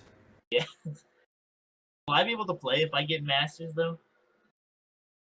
We'll deal with that when it happens. Oh, okay. Yeah. Okay. If I get Masters. Yeah. Start sandbagging, dude. Start demoting right now, and What LP are you at right now in D1? Like 16? Alright, you got a bit to go. Got a full week. It ends next Tuesday. Or Monday. I can't remember. All right. Well, I think that's gonna wrap it up, guys.